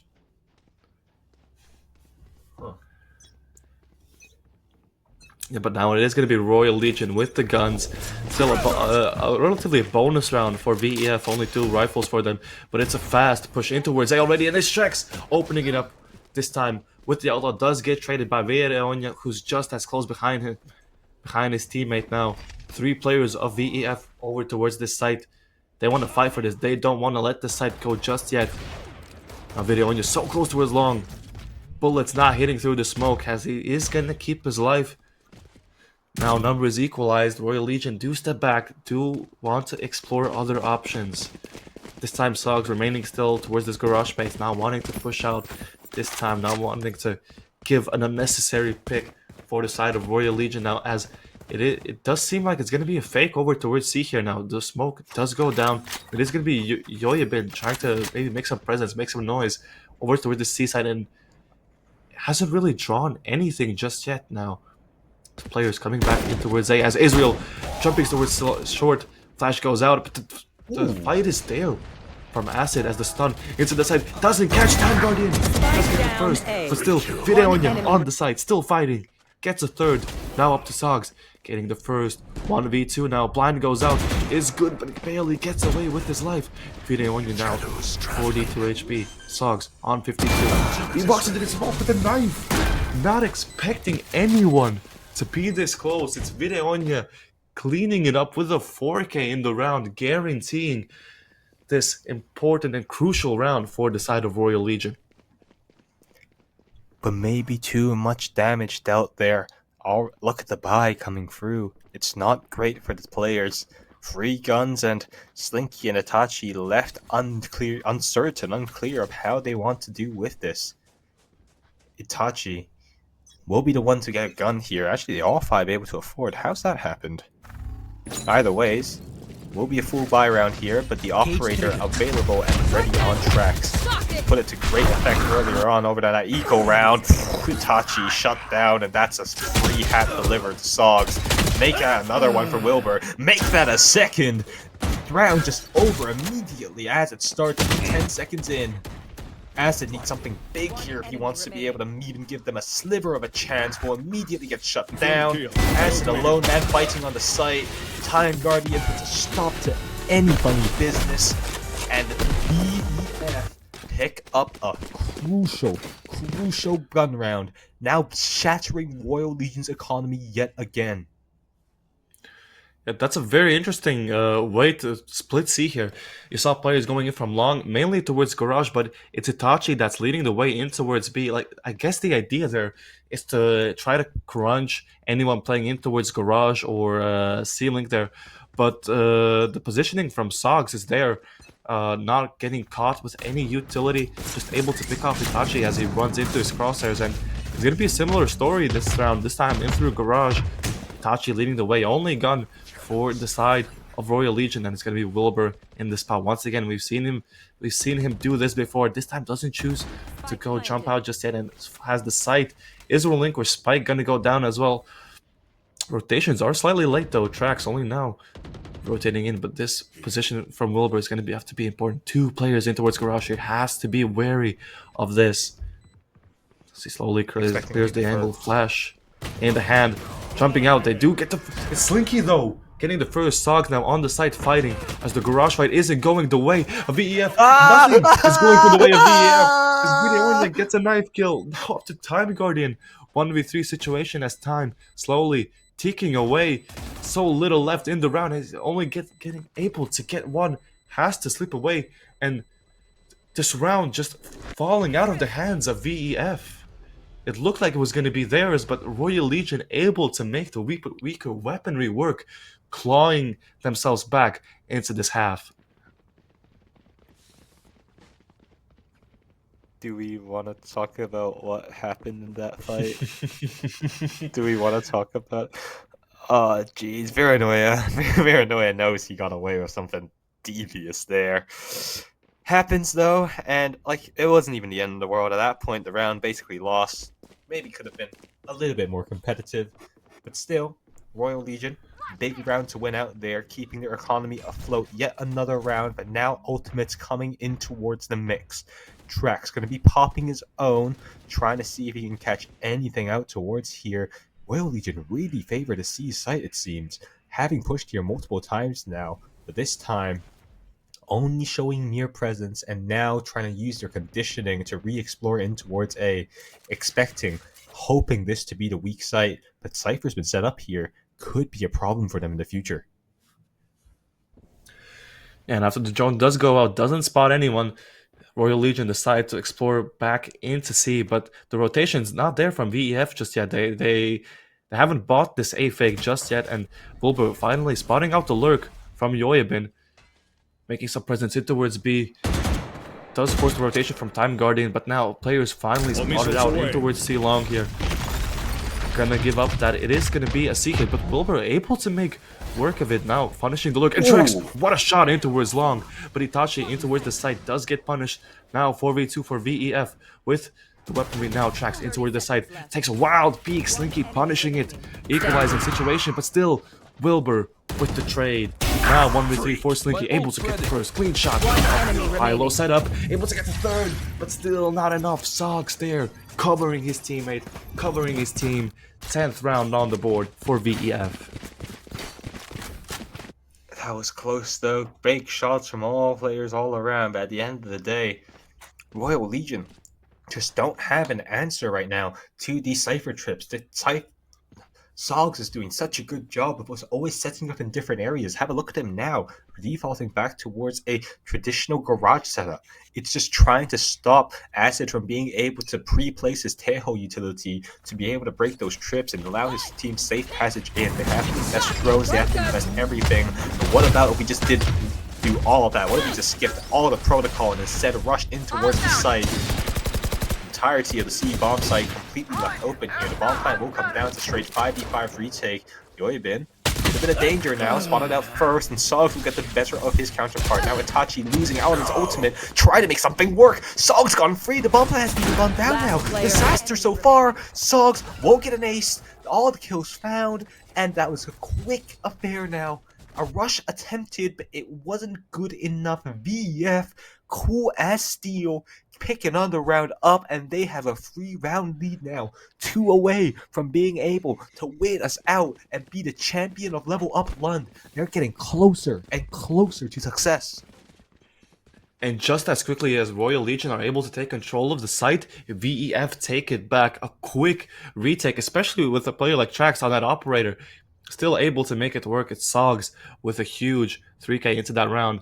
And this really is where it all comes down to. Royal Legion now, the last of their money being used up into this round.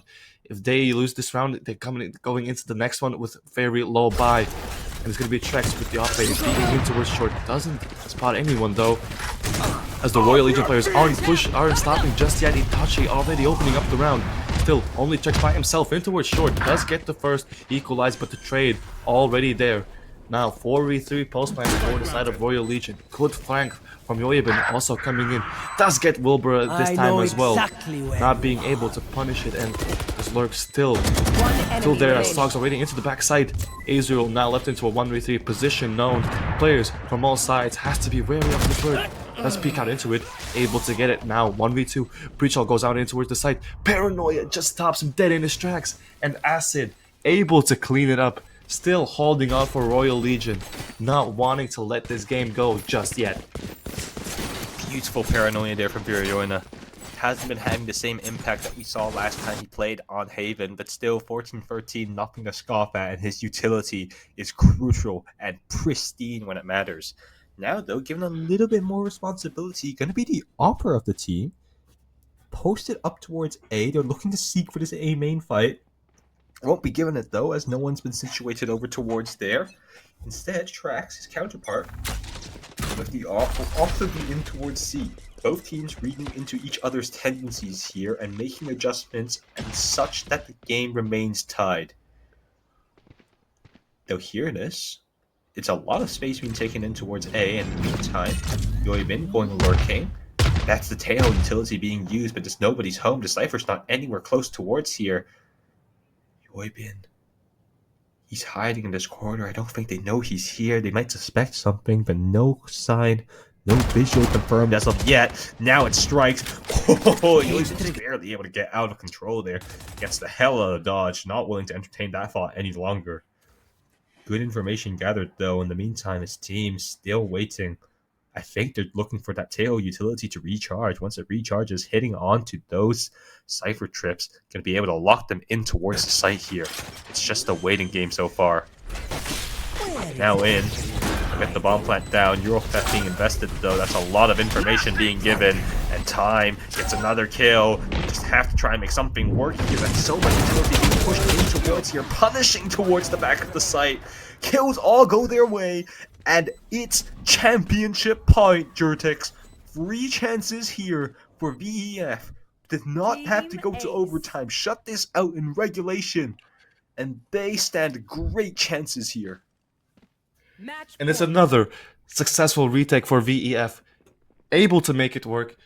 And now on map and series point, like you said, 3 chances for this team now.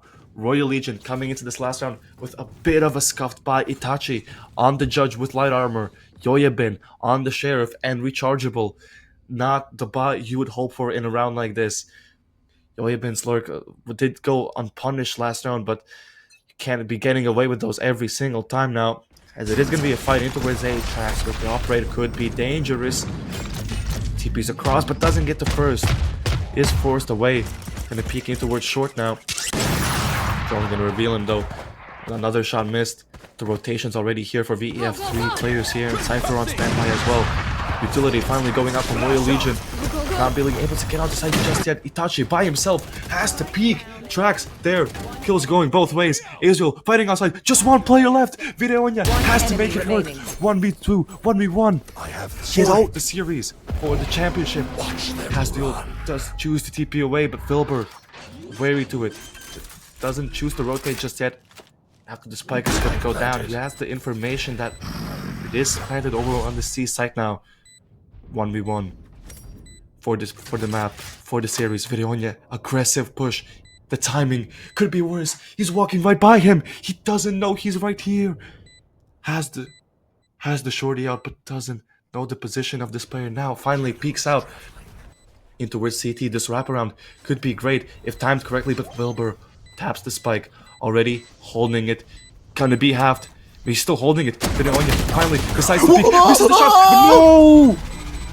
A mistake from Videonia is what ends up losing them the series. Wilbur in the 1v1 situation, able to come out on top, doing everything he can, wins the 1v1 situation. And Royal Legion are your level up Lund champions, taking down Royal Legion. VF are your champions, taking down Royal Legion 2-0. What a series. That last round. These last rounds have just been pure chaos, whether it be previous FSH, whether it be VEF. Every single time we've seen the last round on Haven, it's come down to the defuse, and my oh my, has it been chaotic today. No more poetic way to end off than that. Came so close, but just at the final moments. Wasn't quite there. The nerves take the better of him, and Vilver are able to capitalize. Congratulations either ways. It wasn't those little mistakes. It was just in general that Vasteras was able to win it out, showed themselves the better team today, and they will have the bragging rights. They can claim themselves champions of Level Up Lund. And what a story it's been. Finally breaking the tension between them and Royal Legion. They strike first, and they do it in emphatic fashion, winning 2-0 on both teams' strongest maps. Yeah, an insane series, and especially from a player like Sogs. I don't remember the stat line correctly, but I do remember he was over 30 kills playing the Cypher. This guy has been insane throughout the whole day, and especially the role switch as well. You saw him first playing Yoru on Lotus, now switching over to Cypher, still providing so much impact for the side of VEF. And he's just been amazing throughout this whole series. And in my opinion, he is the MVP of today. Can't argue that. Sogs played an incredible finals there on that Yoru, on that Cypher. Either ways, he'll be able to walk home feeling happy tonight. That's all we have here tonight for you guys on Valorant, but that's not the end of Level Up Lund. Still so much more to come, especially our Crown Jewel event, ladies and gentlemen. In 2 days from now, I believe, over the next 2 days, actually, starting tomorrow, our CS tournament will be running. We've got big teams on the horizon here. We've got NIP, we've got Nine, we've got so many big CSGO teams. You don't want to miss this out. If you're a CS2 head and if you love Valorant and you want to see no more child game upgrade to adult game, this is where you go, ladies and gentlemen. We've got so much more to come from you here at Lund. But otherwise, that's it from us here on the broadcast tonight. Jertix, anything you want to say to the lovely people at home? Thank you for spending your time watching us. I hope you had a great finals just as we did, seeing VEF come out on top. And we hope to see you again soon. And that's going to be it from us. Thank you for joining us, and good night. Peace.